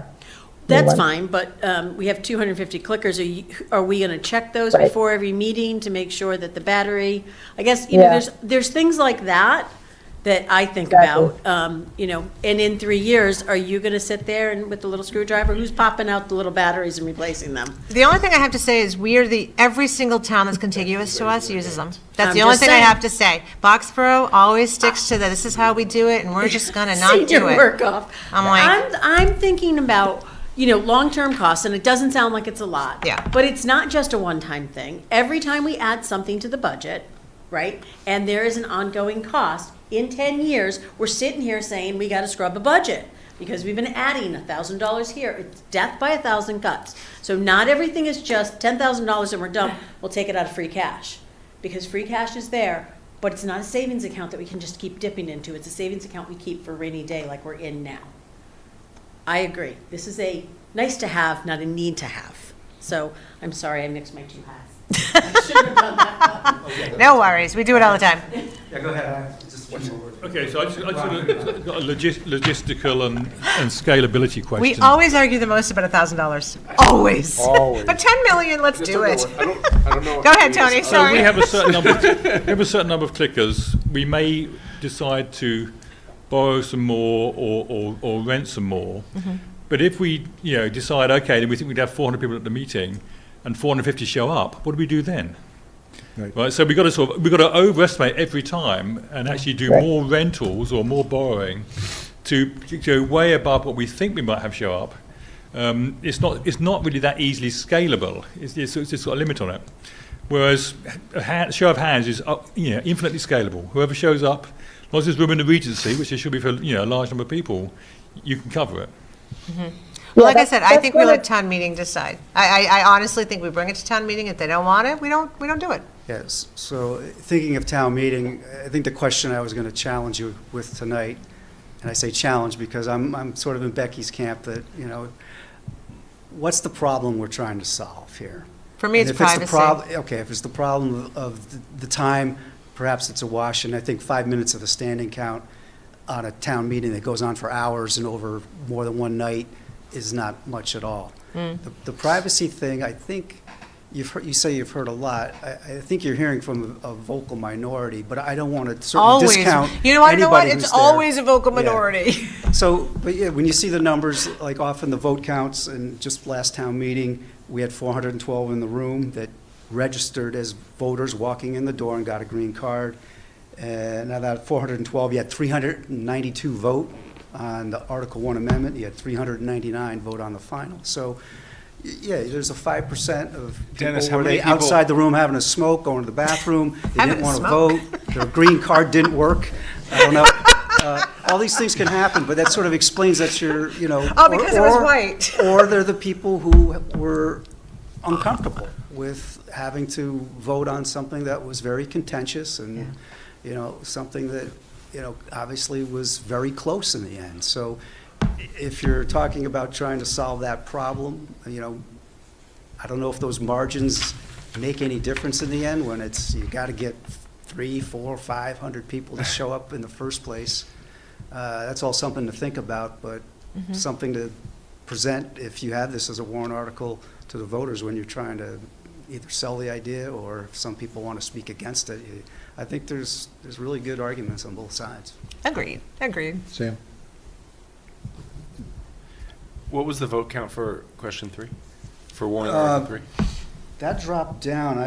About 224, give or take. I think those were the numbers. Becky, you can correct me if I'm wrong, but yeah, that was a drop off at that point. So not really a sense of the meeting, a sense of, you know, some of the meeting. People left, though. Yeah. Well, that's what I'm saying. So I'll say this discussion is very, very interesting, and I'm actually conflicted on this. But I want to make town meeting more accessible. I want more people to come, and I don't know whether clickers help or hurt that. I'm taking information in. I was interested to hear Maria's. Streamlining the conversation. You know, a sense of the meeting vote should be a sense of the meeting vote, and that if 45% of the people that voted on the zoning article left, then that's what information. And Kristen just said everyone was very interested in the outcome of that vote. What does that really get us? You can't lock the doors. You can't? Fires, because of fires, isn't it? So to me, it's like, can the clickers make this more accessible? Can it make it more streamlined? Can we get a sense of the meeting? Are there other ways we can say, can we get a sense of the meeting without debating what we just debated for an additional hour? I don't really know what that is. There's childcare. There's, at the end of the day, the clock on the wall is the clock on the wall. Yeah. But my priority, you know, Kristen says the privacy is hers. Mine is making the entire process more accessible. I would love it if 500, 600, 700 people walked in the front door. And I don't know if clickers help that or not. But you know, I'm listening. Yeah, that's an interesting thing because our thought is, everyone here and even listening remotely, we're people who come to town meeting, and most of us aren't shy about expressing our opinion and actually voting and standing in front of somebody else and saying, this is how I'm voting. But I think it is interesting to think about, are there people that don't go just because of that pressure to be seen and what they're voting and what they're voting on? So, and I don't know if there's any data from towns that went from no clickers to clickers, and if that actually moved the needle at all. And that's something I'll see if I can get some information about, because I think that's the most interesting aspect of this that's been brought up tonight that we hadn't already thought about. Thank you. I think that, I find that very interesting too. And as you said that, I'm thinking on multiple night town meetings, 3 or 4 nights, every night drops off. And that makes me think that, you know, people get tired of just the length of it. And, you know, towards the end of each town meeting drops off, and then each successive one is less. So that's an interesting thing to at least think about. How do we increase accessibility? Don't have any answers. If I read in the Concord's local newspaper, I forget what it's called, they are looking at hybrid town meeting, and I don't know where that's going to go. And it's not a possibility. It's up to them, right?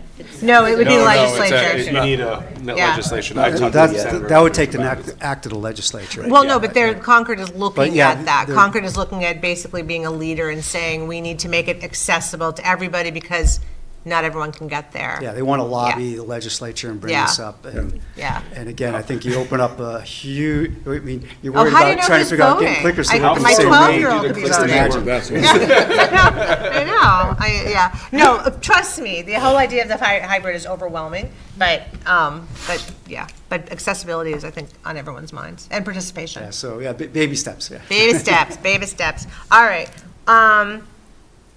Maria? Okay, we don't really have any action.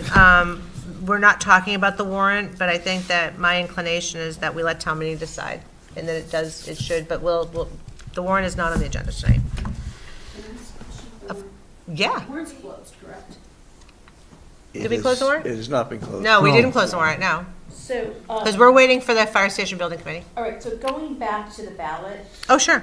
vote, I should have mentioned this earlier. So I had sent to Tony and Mike a copy of the override warrant Timeline. from whenever, Yes. 20. And so question one, right? Mm-hmm. I want to make sure that the ballot wasn't closed, because question one is about the ballot question.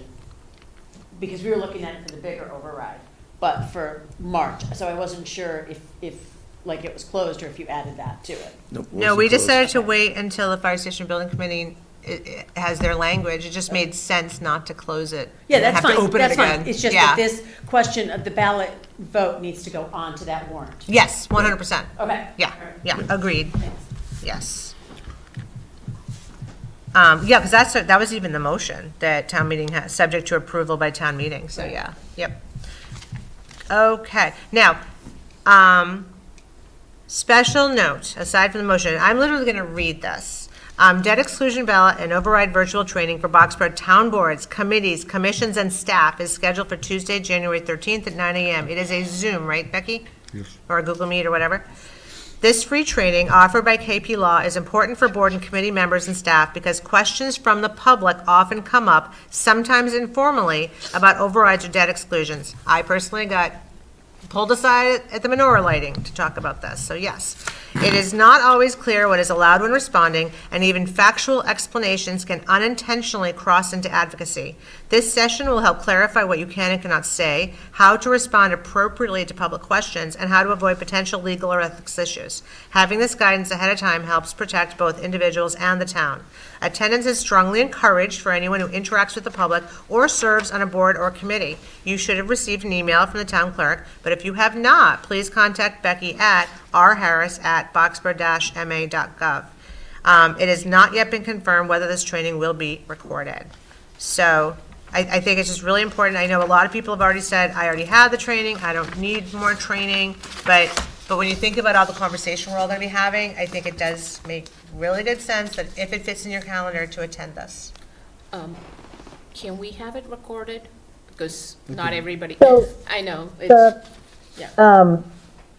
the idea of recording, I love that idea, but KP Law is not so gung-ho about recording their trainings just because they say the law changes and so they don't want that floating around out there.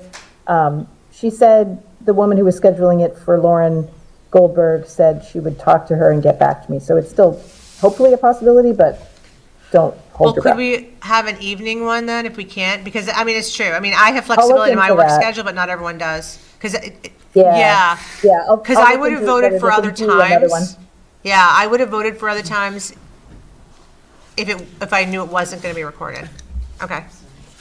Yeah, Alright. I mean, it's, for me, I would like to attend, but I'm not sure. 9 o'clock, it's right smack in the middle of my workday, so it'll be Right, difficult. I think the issue with KP Law is it's kind of like, did you attend or did you not attend? So, It's odd to me that they won't record it, because the Right. Campaign Finance Commission did record the one that the Fire Station Building Committee had. I And there were gotcha. members who couldn't make it, and we watched it afterwards. Yeah. So it seems odd that KP would not, when Campaign Finance was willing to. So I am not a techie, Becky, but could it be available, a techie, Becky, could it be available as a recording for a certain amount of time and then the recording would no longer be available? Because all you can do is share a Zoom link or whatnot, and then you can always put it, Yeah, Zoom typically only goes to YouTube for 90 days.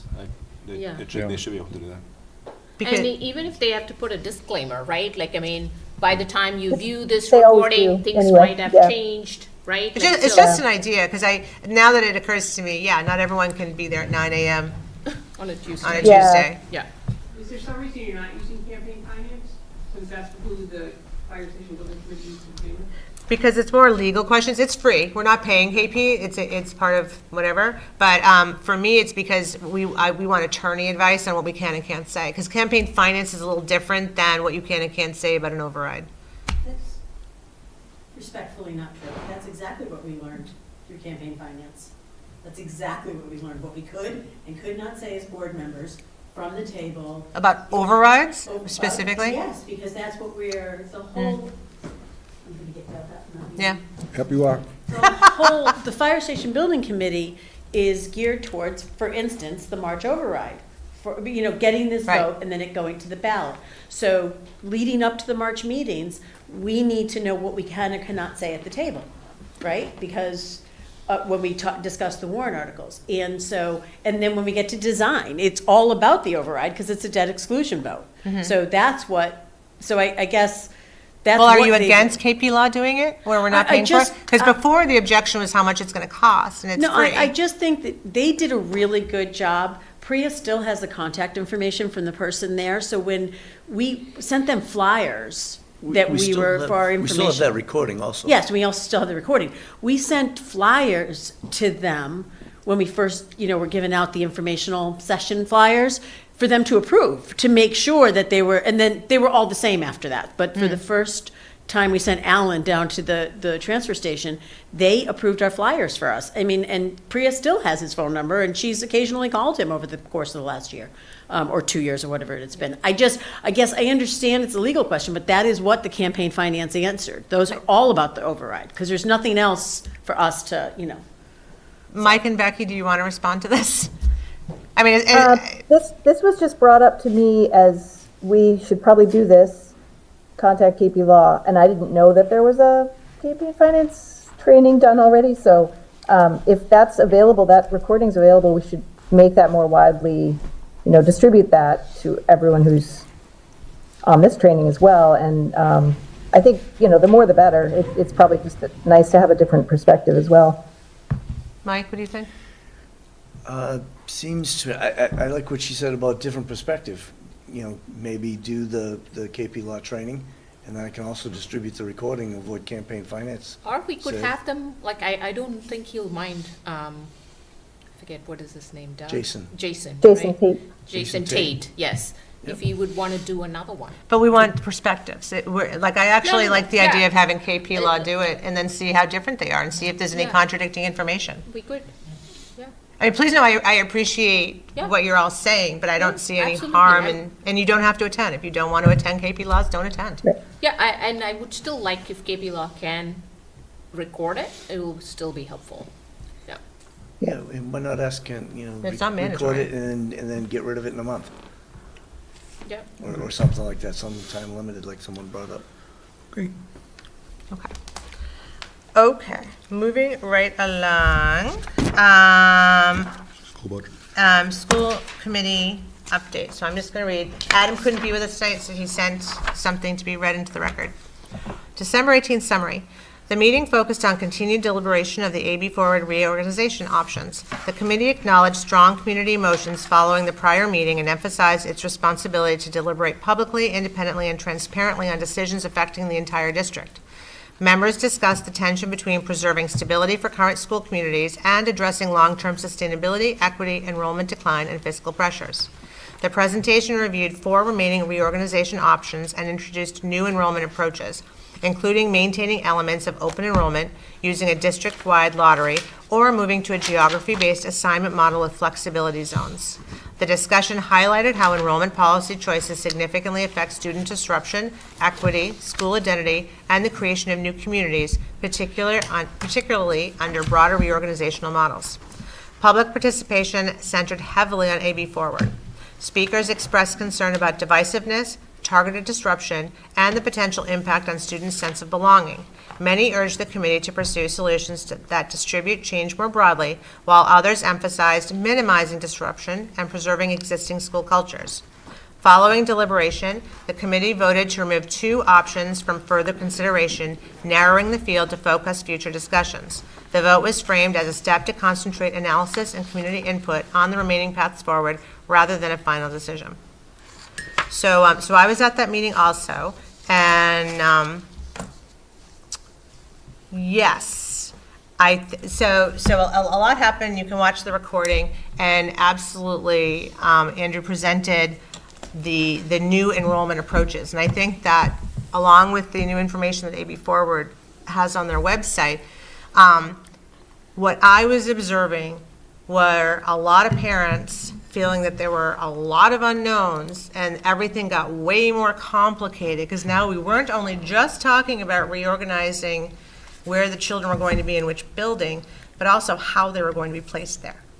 And so yes, it got very emotional.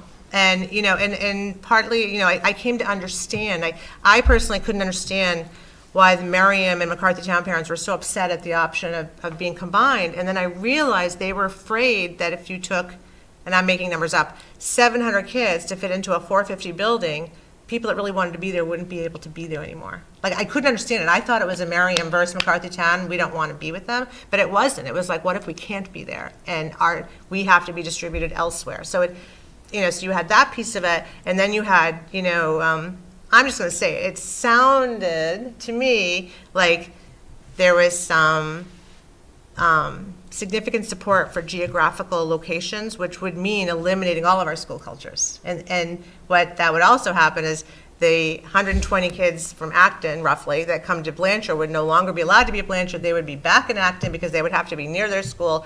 Boxborough, again, now remember, there's 120 Boxborough kids out there that would have to come back.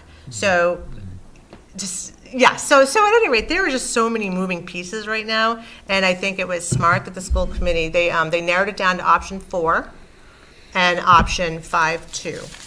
And I'm not going to try to explain it because that is not my job. It's all online, but we are down to those 2 options, and then again, adding in new enrollment approaches. And I think that the other thing that, having been to all the meetings, we've heard a lot from 3 school communities, Conant, Mary, McCarthy Town. For the first time, I heard Boardwalk school participation, and there were, I think, 3 parents from the Boardwalk. There was 0 Blanchard participation. But I also know, just because we are involved in the school, that at the idea of the change in enrollment and the potential that everyone will go back into a lottery now has Blanchard parents paying attention. Because for better or worse, Blanchard felt untouched. Mm-hmm. Boardwalk school felt untouched. Nothing's going to happen to us. Well, it's becoming more a community. Mm-hmm. So they are, the one thing I want to say it's January 8th. They are dedicating a whole meeting to public participation, and they are also soliciting written comments from people. I know they are reading them all. They are reading every email that comes in, but I think that now that this has kind of changed and it's drilling down and everybody is feeling more involved, I'm not going to say impacted, everyone's feeling more involved. I highly recommend people try to attend that meeting or watch it and participate, because we talked a little bit earlier about loud minorities, and that's what I've been hearing at all of the school committee meetings was very loud minorities, not the whole community. And I am a little concerned that the school committee is hyper-focusing on the noise and not the whole community. And I would argue that that happened with us last year. We were hyper-focusing on one community that was very noisy and maybe not paying attention to everybody else. And so I think it's just something really easy for any of us in town government to do, because it's the people sitting in front of you that you're listening to. So that was a combination of Adam's summary and then my thoughts on his summary. But did anybody else watch it, have an opinion, or this is the opportunity to chat? Well, I think it's just difficult, Kristen, and I hear you, but I think it's difficult for anyone in town politics, Boxborough, Acton, Select Board, School Committee, FinCom, whatever, that when you ask for comments, and the minority comes and takes the time and comes and gives their report, how can you not listen to them? Oh, no, you do listen to them, but you have to factor in, you have to find a way to get that other input, or you.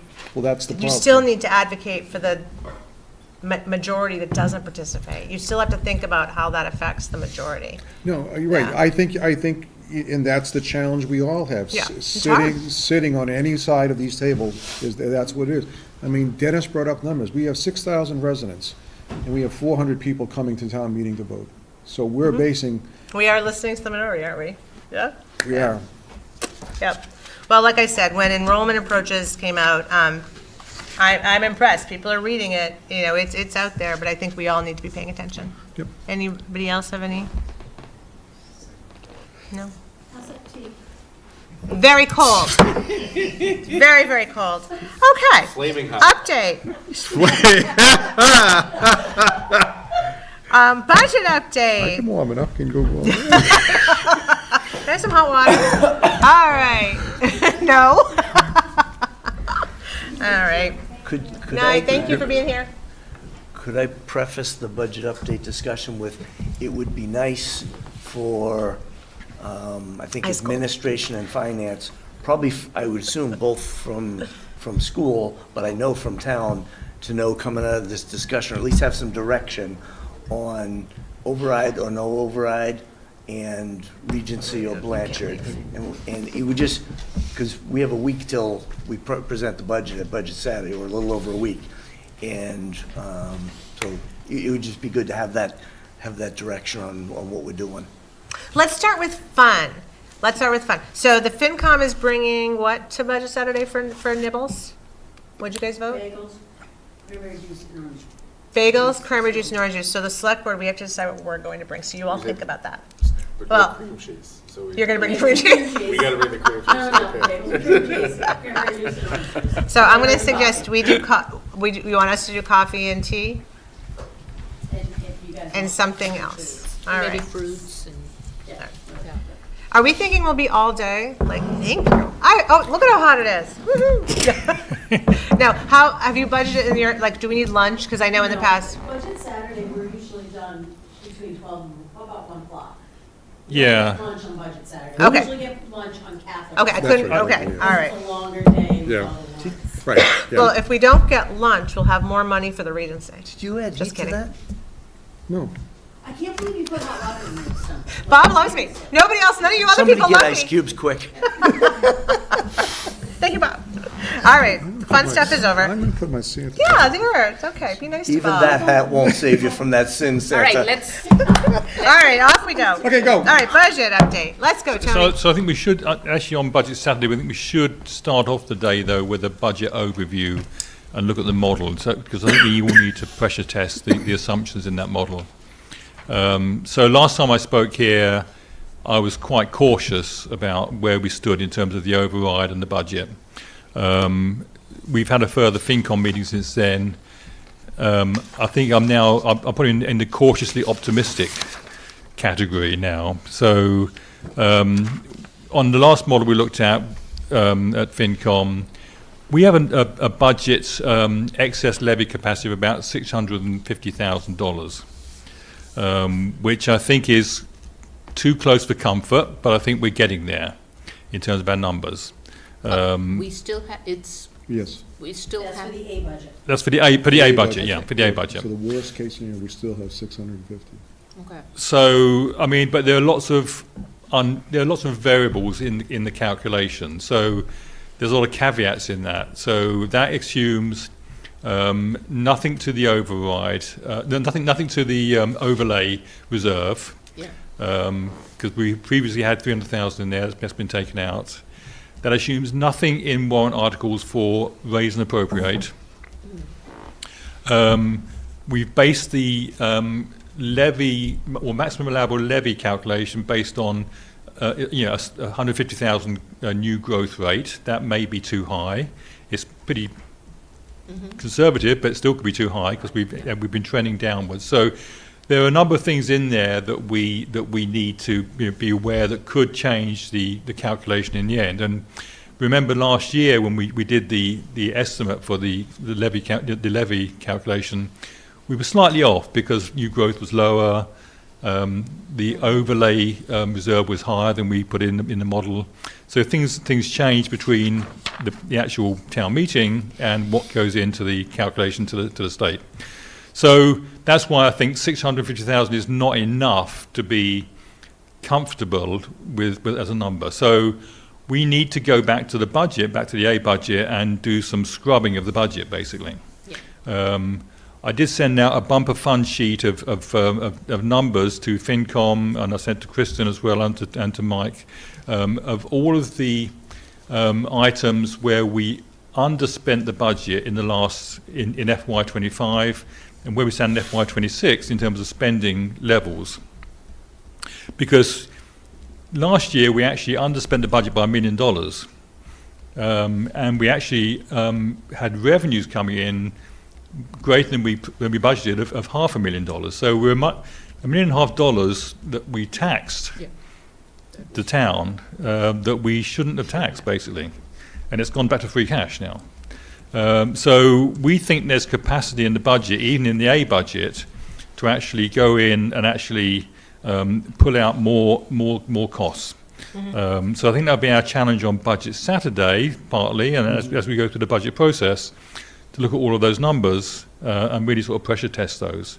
We would like to not be taking out of the staffing costs, for the lower paid staff, because we've had these big pay increases for fire chief, DPW, police chief, BXB chief, that sort of thing, which is not, and then at the same time we sort of cutting back on steps and cost of living for, the lower paid workers is not right either. So yes, we have some constraints there, but that's where we are. And then, Tony, I'm sorry. Yeah, so Tony and Marie, you said 650,000, and I know that's an early number. What was the number last year? Last year we estimated something just over $1 million, and it came in at about 850, I think, when the final calculation was done. So it dropped a bit. So and the only reason I'm asking is because I know there was a little bit of talk about an override last year, and then they said, okay, we don't need it, and I was just basically, why was it, okay, we don't need it this year, because that number was about $1 million last year. Yeah. And now this year, that $1 million has dropped down, again, very preliminary, $650,000. Yeah.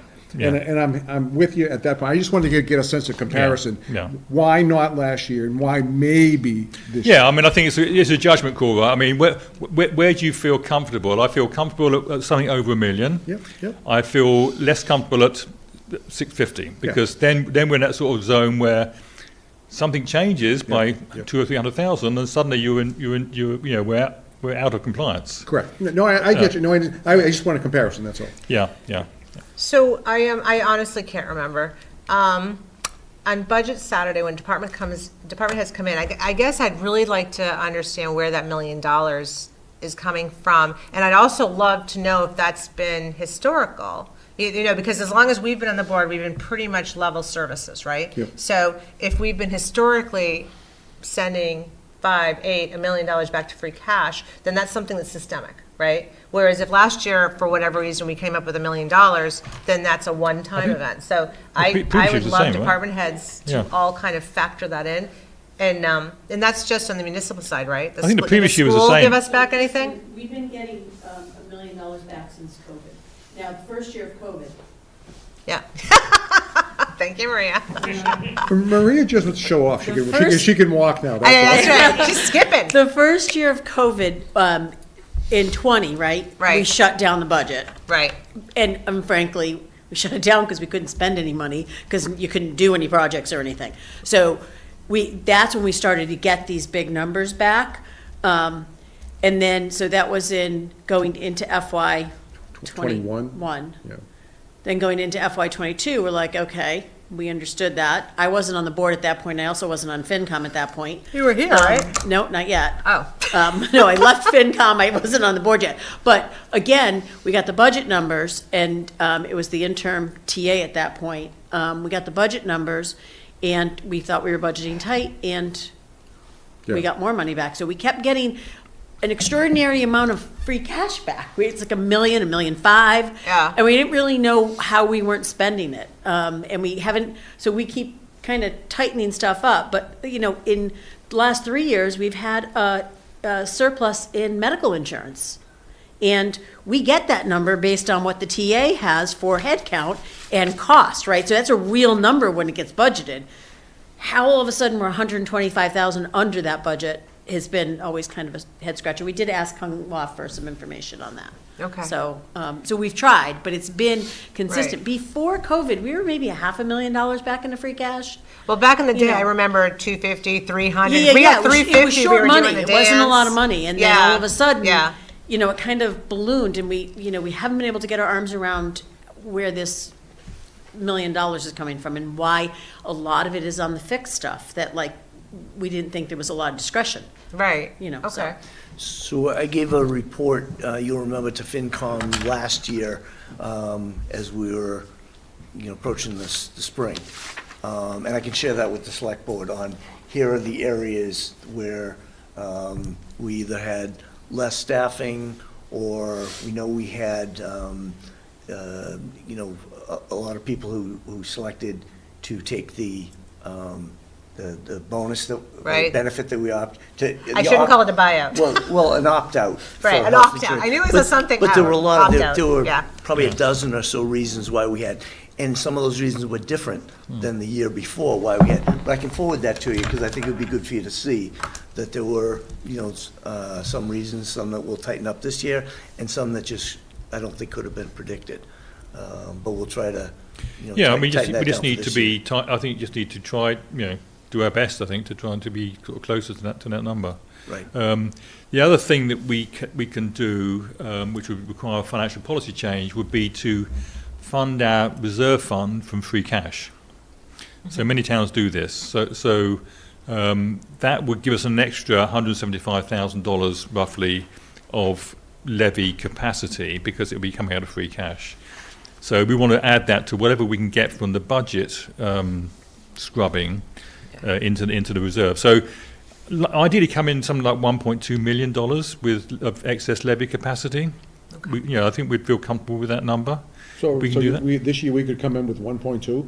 Yeah. No, he's saying he'd like to get there by I'd like to making get cuts there, to the I'd like to get budget there. and looking at And everything. that would be comparable to last year. Be similar to last year, yeah. It means, and it would mean, of course, no override this year. We'll probably be back into override again next year, potentially. but it kicks, which is a good thing if we, I mean, in the sense we can keep kicking it down the road a little bit. Yeah, I mean, yeah. Now, the only question I have, and I don't want to take a lot of time, Tony, I apologize.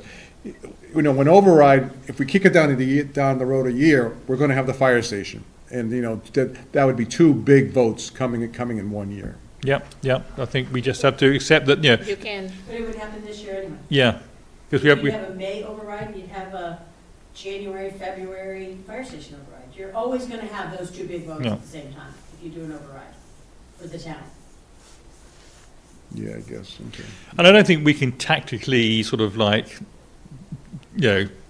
organise it to not deal with it. I think we have to, it is what it is, and they're very different things actually. A debt exclusion override is very different to an operational override in terms of its impact. I mean, they're both, will impact taxes ultimately, Right. but. Well, the operational override wouldn't affect current year taxes. The fire station building that would affect would affect current year taxes. That would have a much bigger effect on taxes actually than the operational override would have, because the operational override would essentially be we're going to just be the same level of taxation increase that we've had previous years, and we can map out what that's been every year for the average house or whatever. Whereas the fire station override is going to have a significant increase in taxes, but won't affect the levy limit, as such. Yeah. Okay. And that debt exclusion doesn't hit the first year. It's going to be. It'll be delayed. The year after. There'll be a little bit of delay on it. So on Budget Saturday, I would like to take a half an hour to talk about what you were just talking about. I mean, I know you all mocked me because I sent you that Boston Globe article, and I realize if you didn't have a subscription, you can't read it. But I read it. So you have a subscription also? I do. Okay. At any rate, we need to look at what the Mass Municipal Association is recommending. I think we need to continue putting pressure on our legislature. I see that smirk down there. I read the Globe every day. You gotta admit it. There was a nice, emoji of an old fashioned. Anyway, I do think we need to look at it's systemic changes basically, and how do we approach these things, and we take the fear factor out of it and let people know it's not a blank check, it's, that it's all part of the mechanics of our budget. So I would like to take a little bit of time on Budget Saturday to talk about that, to make sure everyone, even just to catch everybody up to date on what the legislature is or is not doing. And I don't just mean our people, I mean like the higher ups. Statewide. Yeah, They're I mean, I know Michelle They're very Wu. focused on the city of Boston problem. Right, well, I know Michelle Wu is all over it, that we need to get rid of 2.5. Yeah, that's So- a bit. That's a little bit abstract in a way, though, isn't it? And what Yeah. we're facing now is we need to model out what our budget's going to be. 100%, right? yeah. So what I want everyone to understand here is what's the model and what are the assumptions we're putting into that? Because we're putting in assumptions based on information that we collectively have, and I want to make sure that everyone's on board with what those assumptions are. Revenues. Yeah. And all the other things we put into it, so that when we come down to a final number for this is what the levy will look like, and this is where the levy limit is, we can all say that looks right. So that's what we should start from, I think, and then say, okay, then how can we shave off some of that budget to get to where we need to be? Yep. Yep. Okay. All right, any other questions? Nope. Yes, ma'am. No, what? I think Mike was looking for like direction. Yeah, that's my question. I think you're still doing the same thing. You're doing a level service, and then you're doing a B budget, which is level funded, and we're gonna have to find some happy medium somewhere. I'm not sure that's right. So Okay, well, help us out. So I think to the A budget, so what we're looking at is what we're calling the A minus budget, I suppose, which is basically the A budget less with say 300,000, which is a big ask actually, I think, because in fact it gets it closer to the B budget in many ways. So it's between the A and the B budget we're looking for. So is the direction to Mike, is it FinCom's suggestion that Mike find an additional $300,000 in the municipal budget? In the A budget. Yes, in the A budget, yeah. I think the answer I would like to hear is the town leadership going to go for an override this year or not? And I'll know how to adjust accordingly. If there's not going to be an override going this year, then we don't need to do two budgets. We'll prepare one budget. And I'll know how to fine tune to get there. Yeah. I think That's what we said. That's what we said. Yeah. If we can come in at an A minus budget, Then there is no override. then there would be no override. What's everybody thinking? I agree with that, I agree with that. Yeah, this is kind of, which comes first, because if you can find the 300,000, then I agree that there's no override. You Yeah, can isn't the find the question informed by the budget? That's, I'm sorry, what? Yeah. I'm saying what you're saying. Yeah. Right, exactly. If you can find the 300,000, Yeah. then there is no need for an override. Well, technically, there's no need for an override now. I know, but Well, it gives the FinCom the $1 million comfort Because we're level. not Should give us all the $1 million comfort level, Yeah. yes. I know, right, no. Feel just as comfortable with that. No, exactly. And I think the other thing too is, and I agree with your concern, it seems like, Maria, you said it, for the past 3 years, when the auditors give us back our money, it's like, well, we got an extra $1 million, we got an extra $500,000. So somehow, we've been overestimating, Tony, I think you were the one that said it, Yeah. is that we've been overtaxing one way or the other, the Yeah. taxpayers. Yeah. So if you can come in 300,000, call it $280,000, I don't think there's a need for an override this year. Does that make sense to you, Sam? What you're saying makes sense. What I'm still not quite processing is how you can say to us, yes or no, and that'll tell me what to do. I'm sorry, I don't understand. What if, okay, we can add and subtract. Budget Saturday isn't the be-all, end-all. I think the task for Mike is, what does it look like if you cut another $300,000 in the municipal side budget, right? So I think that's it. Yes. What does it look like? Because we can always put things back, Yes. right? Yes. Like if it turns out we can only hire one police officer instead of 2 or 3, we might think, oh, you know what, let's put some money back. So if you look at Budget Saturday, Sam, it's kind of like our first pass of all of us sitting around the table. The department heads come in and present everything to us. They have PowerPoints, they go through their numbers, and they give justification for what they're asking for. Now, they've already met with Mike and his team, so they've already been scrubbed by him, and then they're coming before. Has anyone met with you yet? Okay, so they're coming before all of us, and then we add and subtract right up until town meeting, pretty much. So think of it as our baseline at the end of the day on the Granted, 3rd. this is my first time going through this. I'm just saying, if you're gonna ask me, do we need an override, yes or no, I'm gonna say, shouldn't we do budget Saturday and then ask me? He's asking for direction on how to get to budget Saturday. I understand. That's why I'm Which saying- is why that's I'm why I'm saying, saying- I'm agreeing with Bob. Yeah. that it's Well, yeah, sort but of like I'm saying that totally right now, we're pretty confident we do not need an override. That's Yeah. what he said, that's what he said. Yeah. Then, sure, fine. If the budget can be scrubbed for. Yeah. Which also puts us in a better position next year. Because Yeah. next year, we say, look, we've held off 2 years in a row on an override. And this budget's scrubbed. There's nowhere else to go. Yeah. So, because now, that's how we held off last year on an override. And I think next year, Acton's also gonna be looking, maybe even looking for an override. One of the reasons we're in such a good place, so to speak, is because the school was limited on what they could do for an increase, because Acton limited their increase. And that's why we went from, oh my God, we need an override, to, oh, we might be able to squeak by this year. I agree.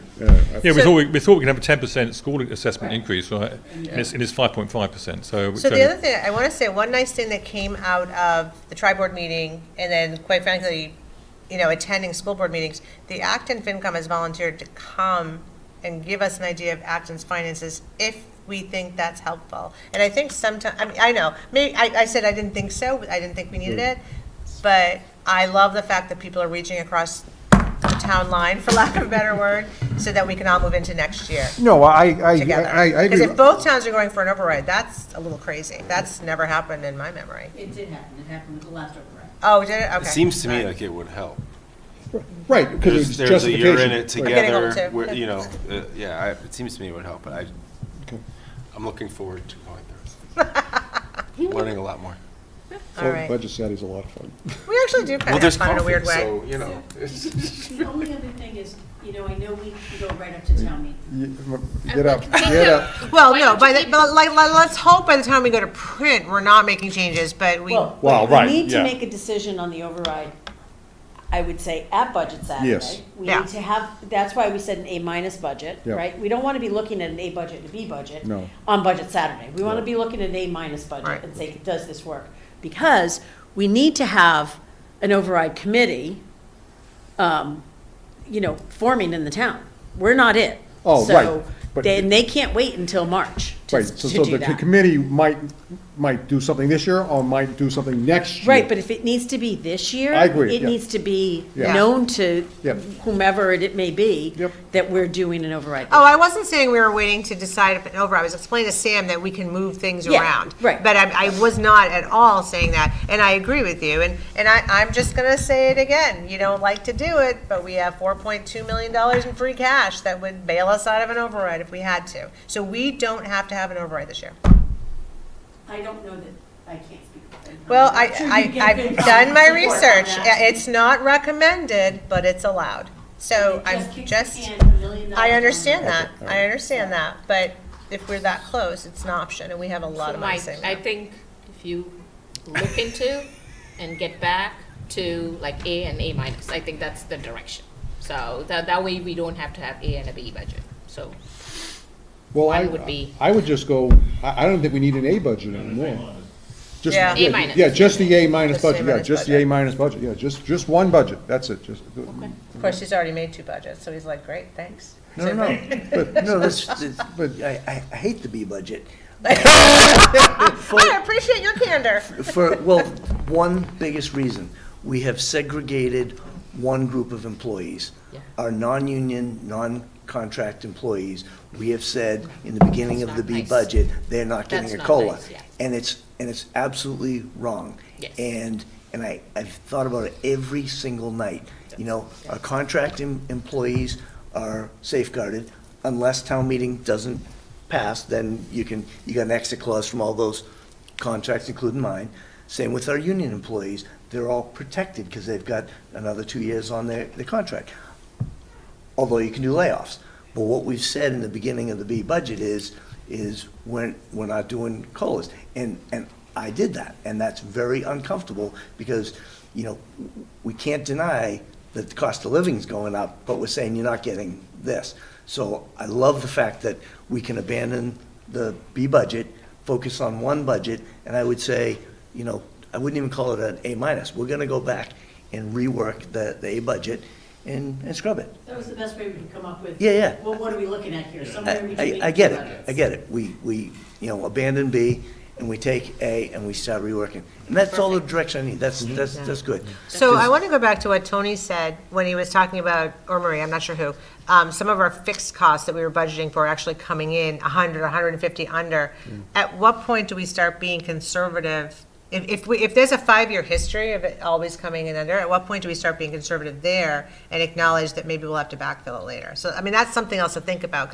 And again, that's getting back to break out the $1 million. Where was it? So that we could really understand it.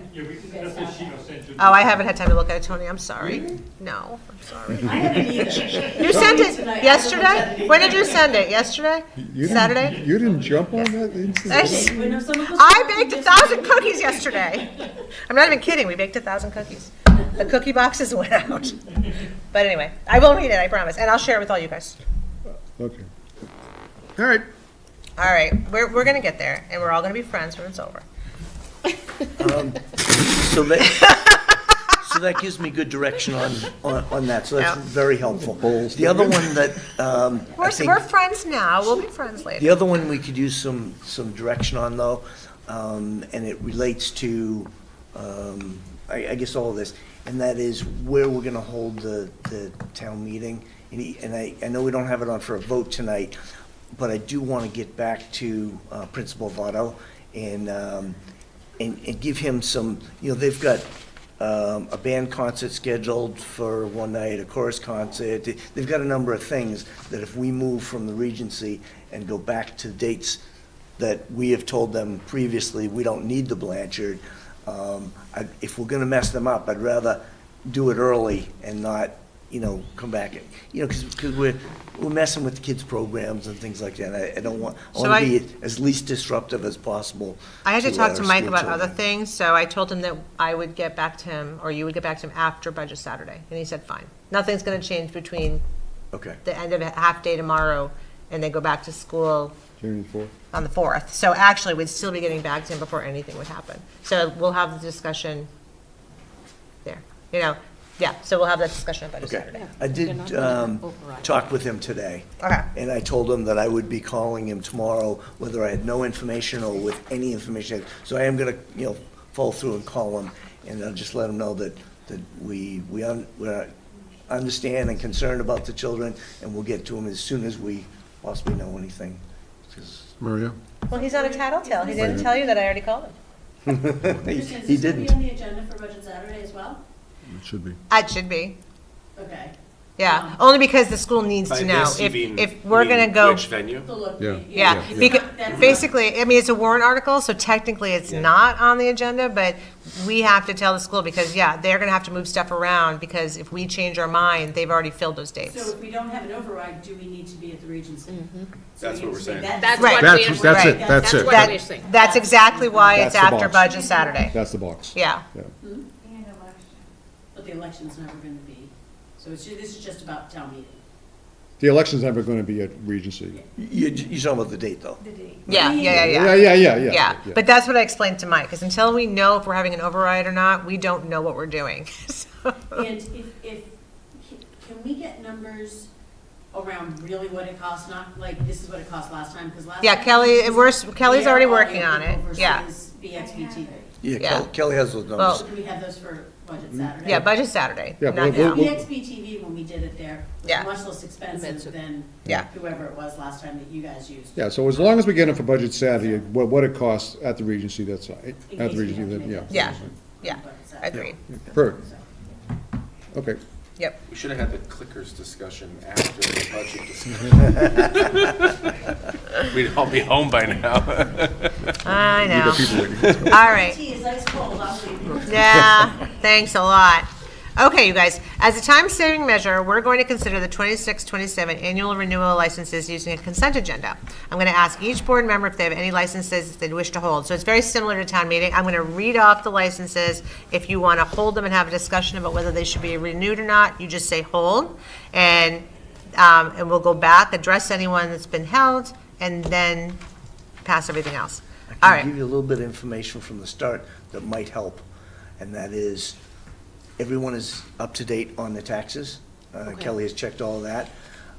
Everyone has submitted everything that they need to for all of these licenses. Yeah, it was a good package. Thanks, Kel. It was a great package. She's Yeah, worked thank very you. hard on pulling it all together. And as always, there's things that come in late. But Yeah. you have everything, so as far as Do we're we need concerned, they're to, good I think to we go. skipped an agenda item. What? I Oh, think God, what? There's a one-day liquor license. I imagine that's why Hillary is raising her hand Oh, right now. yes. Oh, don't worry, Hillary, we'll get there. Don't you worry. We're getting it, Hillary. We're all I set. promise. But that one's a separate. It's a separate Yeah, license, it's a but it was separate one. before all the annual approvals, and just Yep. wanted to make sure we got there. Thank you. All right, so do, yeah, do All right, the- let's just finish, let's do this. All right, well, let's let Hillary go. Hillary, we're gonna say yes. But, all right, so let's go back. All right, so for Winterfest, dirigible, and I never know if I'm saying it right or not, needs a one-day liquor license. Hillary, did you want to talk to us about that? Hillary. Sure, yep. Thank you, ma'am. Can you hear me? Yep. Okay, yeah, we're having Winterfest on January 31st, Saturday, from 1 to 4 p.m. at Steel Farm, with a bad weather date of the following day, same time. So yeah, we had dirigible come the past several years. They've been well received by the community. They're excited that we asked them again. So Is it dirigible or yeah, dirigible? Do you know? I mean, I say dirigible. I It don't sounds better. Dirigible Yeah. sounds better. Okay. All right. Okay. I move to approve a special one-day liquor license for Winterfest on January 31st, 2026, from 1 to 4 p.m. Bad weather date. We're not going to ask for rain. Bad weather date, February 1st, 2026, because maybe we'll get a blizzard on Saturday. To Dirigible Brewery Company, 24 Porter Road, Littleton, Mass. 01460, with Hillary Grevin, Chair of the Recreation Commission, as applicant, subject to all applicable local and state requirements. Seconded. Any further discussion? All in favor of a blizzard on Friday? No, I'm just kidding. All in favor of the motion, please say aye. Aye. Opposed? Abstain? All right, done. Hillary, you got it. You You're got done. it. No, but wouldn't that be amazing if we got an awesome snowstorm on Friday, the guys plowed on Saturday, and then you had Winterfest on Sunday? That would be amazing. Yeah, That that'd be would nice. be really amazing. They could clean it up that quick. Well, I mean, anyway, all right, well, I'm going to wish let's for get back to snow. work. Next. All right, All right, thank you. thank you. Thank you, Good Hillary. night. Good night. All right, Merry alcohol, Christmas. alcohol license renewals. Merry Christmas. All right, so as I read these off, you're going to say hold if you want to discuss them further. Boxborough Regency LLC. Craft Food Halls, 500 Beaverbrook Road, LLC. Oscar's Burritos Mexican Grill, Inc. Kimi Corp. Boxborough Liquor Corp. Thinking Flower, Inc. Who's Kimi? Who's Kimi? Kimi is, oh God, it's in the package, that's Flamingo. Yeah. Okay, okay, And I don't know if All it's right. Kimi or Kimi, Not flaming, but flamingo. just Flamingo. All right, let's, I move to, okay, so you ready? Yep. There were, nobody held them. Yep. I move to approve the 2026 renewal liquor license for what? okay. Keep going, no, Kristen. keep going, Boxborough Kristen. Regency LLC, CFH 500 Beaverbrook Road LLC, Oscar's Burritos Mexican Grill Inc., Kami Corp., Boxborough Liquor Corp., and Thinking Flower Inc. for a term ending December 31st, 2026. Second. Did you do Bumblebee? That's We have the next one, that's victualers. That's This is just alcohol. alcohol, okay. All right. Is there a second? Second. All those in favor, please say aye. Aye. Opposed? Abstain. That would be 400. Priya, are you dying inside? I'm just teasing.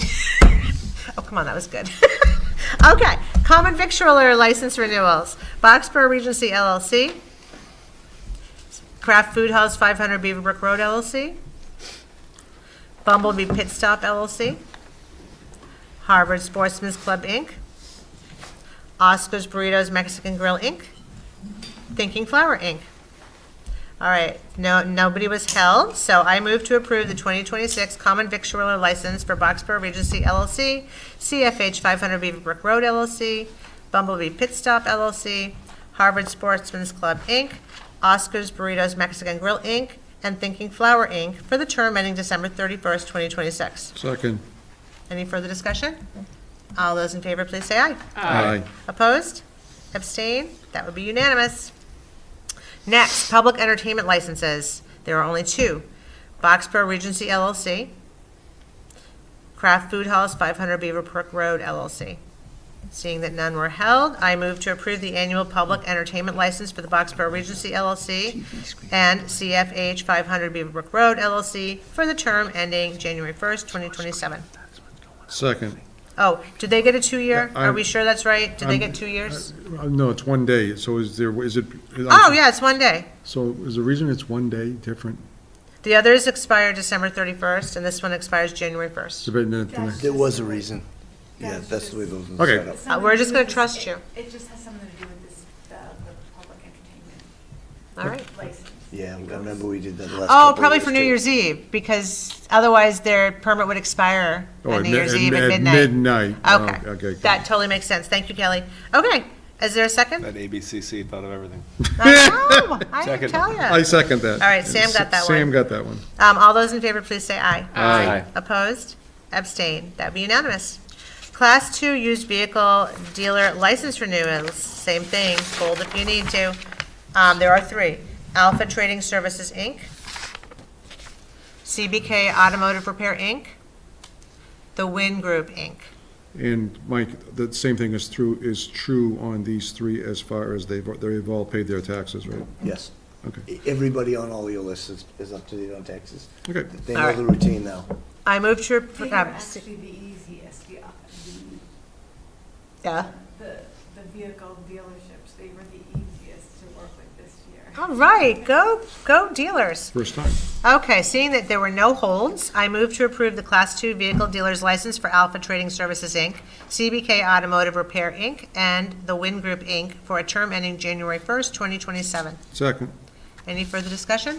All those in favor, please say aye. Aye. Opposed? Abstain? That one's unanimous. Class 1 vehicle dealer's license renewal, there's only one, Alpha Trading Services. Seeing that there was no hold, I move to approve the Class 1 vehicle dealer's license for Alpha Trading Services, Inc. for a term ending date January 1st, 2027. Second. Any further discussion? All those in favor, please say aye. Aye. Aye. Opposed? Aye, aye, aye. Abstain? That one's unanimous. All right, we're done. Now, before y'all leave, we have to sign everything. Yep, a whole bunch of stuff. Yep. So if people want to do that while we're doing reports and announcements, I think that's totally fine. Yeah. Maybe, yeah.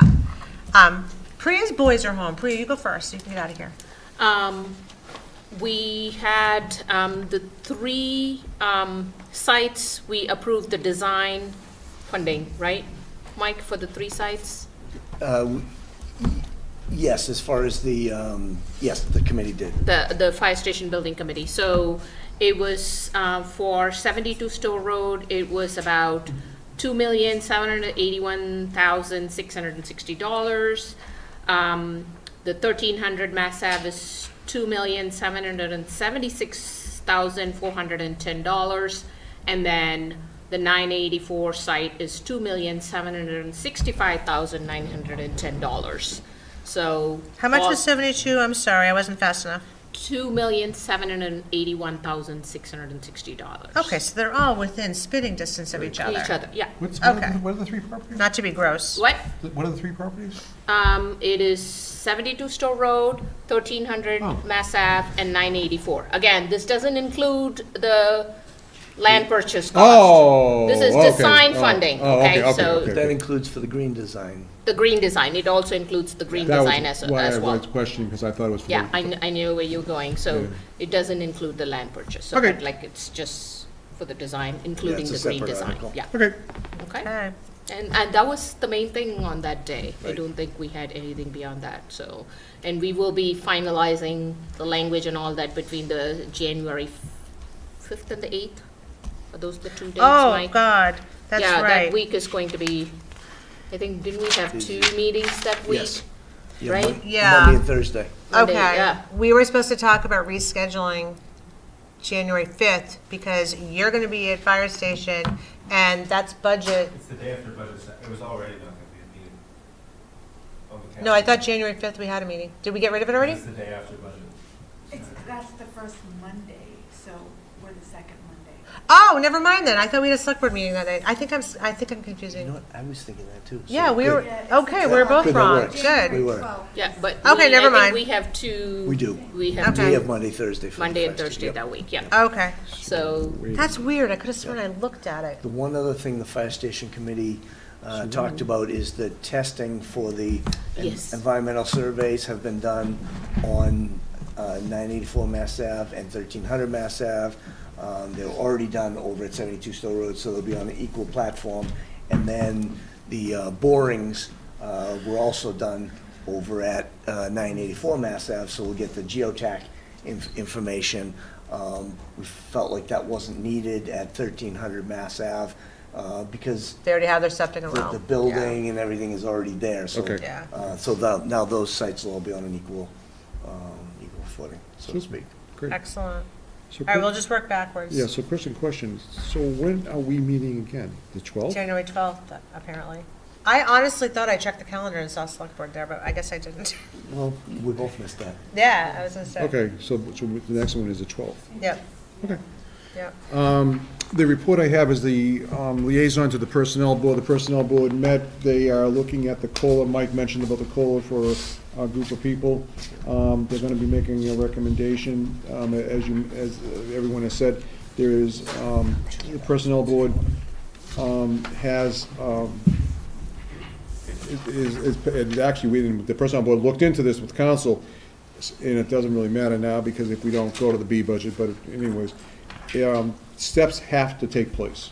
So steps automatically, steps due by bylaw have to happen for people who are under their program. But the option is COLA, and there was gonna be was gonna be a recommendation, for zero COLA. Mike's very uncomfortable with it, and the Personnel Board, quite frankly, is uncomfortable with zero COLA for the non-union contract. So they're working with Mike as far as getting a number so that everybody gets a cost of living increase based upon, because cost of living is going up. So the personnel will make that recommendation. Good. I know we're not supposed to discuss it, so all I can say is, good. Yes, we will. All right. We need to do a meeting probably with the select board chair, yourself, FinCom chair, Tony, Alan, the personnel board chair, and Yep. myself to take Rajon's comp data and look at that and Yes. come up with a recommended COLA. Okay, that works for me. Because Just Alan schedule is it. actually, I think Alan's coming up with that number. Yes. With Yeah. Rajon's input, Alan is coming up with that number, and Alan is really on board with everything we've said, that we can't exclude a group of people. Right. Well, and we're not allowed to discuss it right now, we're just reporting. Okay. Yep. I'll keep my opinion to myself. So once Alan comes up with that with the personnel board, then we should schedule to meet with the four of us Yep. to recommend something to town meeting. Beautiful. Sam, do you have any, I feel like we kind of hit I your was gonna say, committees. I had lots of announcements about the CONSCOM, the EDC, and the Water Resources Committee, all of which got taken care of during the meeting today, so Aren't you I lucky? bring you nothing Okay, additional. I've got nothing. I already talked about the school committee as a natural part of our meeting, so I've got nothing. Do I have anything else? What am I Yeah, do forgetting? you want to make those two announcements? Oh, announcements, yes. And I actually wish we had done this first. Oh my gosh, we gotta move these back to the beginning. Because that's when there's actually people here. Yeah. And like, who's still And watching? this is going up on the website and posted. It's around already and there. everything, Yeah, too, this is already on the website. Yeah. All right. Yeah, let's move things like this, back to the beginning. I know we moved it to the end, but let's put it back. Transfer station holiday hours, this coming Wednesday, Christmas Eve, they'll be open from 11 to 5. So you've got to get there early. And Wednesday, December 31st, New Year's Eve will be regular hours. So, yeah, transfer station closes 2 hours early on Christmas Eve. All right. The other thing is the Boxborough Minutemen, with help from the Boxborough DPW, will be collecting and chipping Christmas trees from Boxborough residents this year on Saturday, January 3rd, between 10 a.m. and 2 p.m. Beginning December 20th, look for the sign-up forms on the Boxborough Minutemen's website, boxboroughminutemen.org, Minutemen.org. The cost for pickup is $20. Deadline for all payments is December 31st. For pickup, please have your tree outside where it can be easily located by the Minutemen and ready for pickup. If you prefer not to sign up for tree pickup, you can also deliver your tree for disposal to the old Boxborough DPW facility next to Blanchard, located at 577 Mass Ave, on Saturday, January 3rd, between 10 and 2. A disposal fee of $10 will be collected on site when you drop off your tree. For questions, email captain@boxboroughminutemen.org.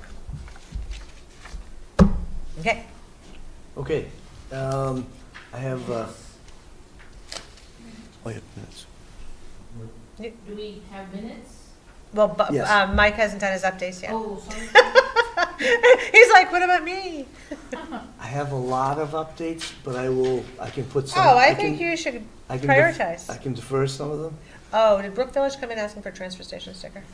No. Okay, so they're going to. But speaking of Brook Village, they did receive a $200,000 Mass DEP grant towards their water system. Great. And that letter came in today.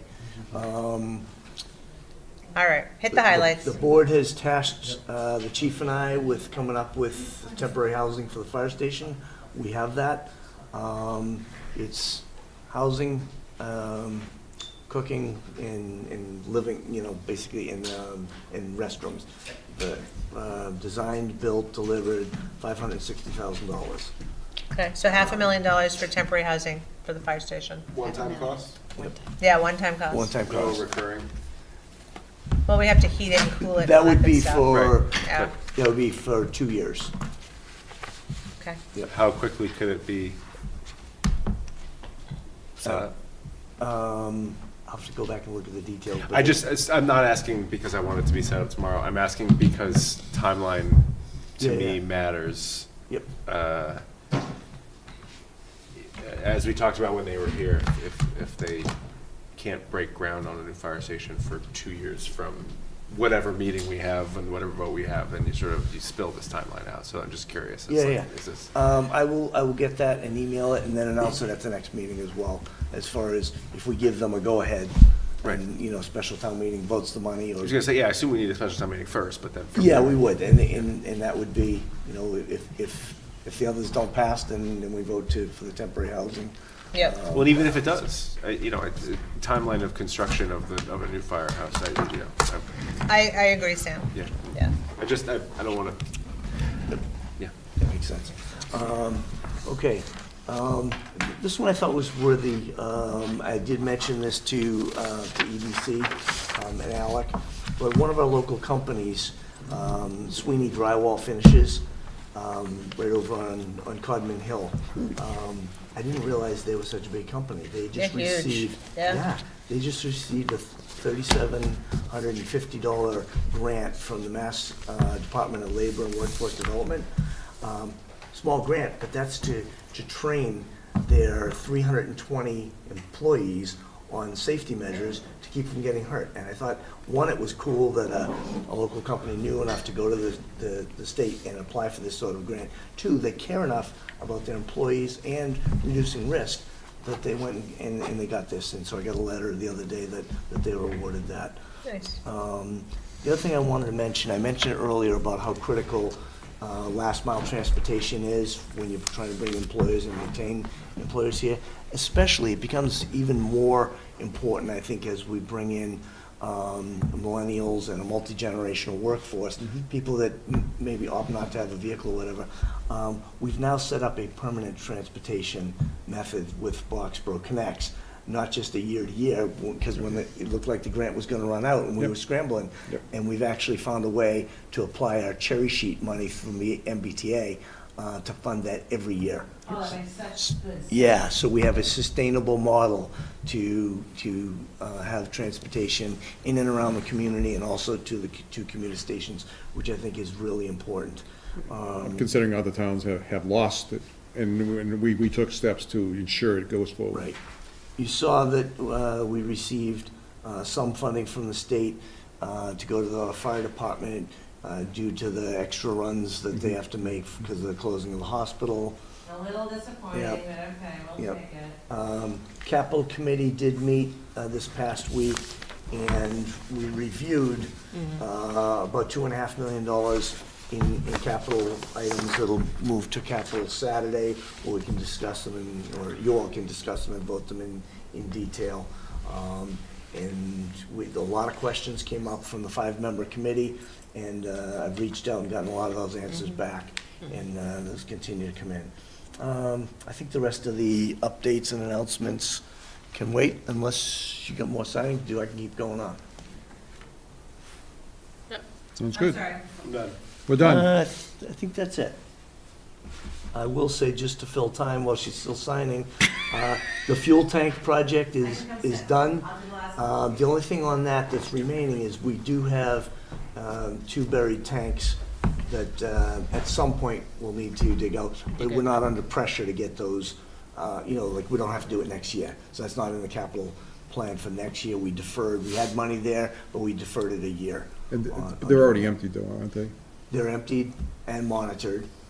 We just need to get them out of the ground, that's all. We need to, yeah, Okay. we can't leave them there forever, so we need to dig those out. But it's a, I would say within the next 2 or 3 years, and we did put it in the capital plan for 2 years out.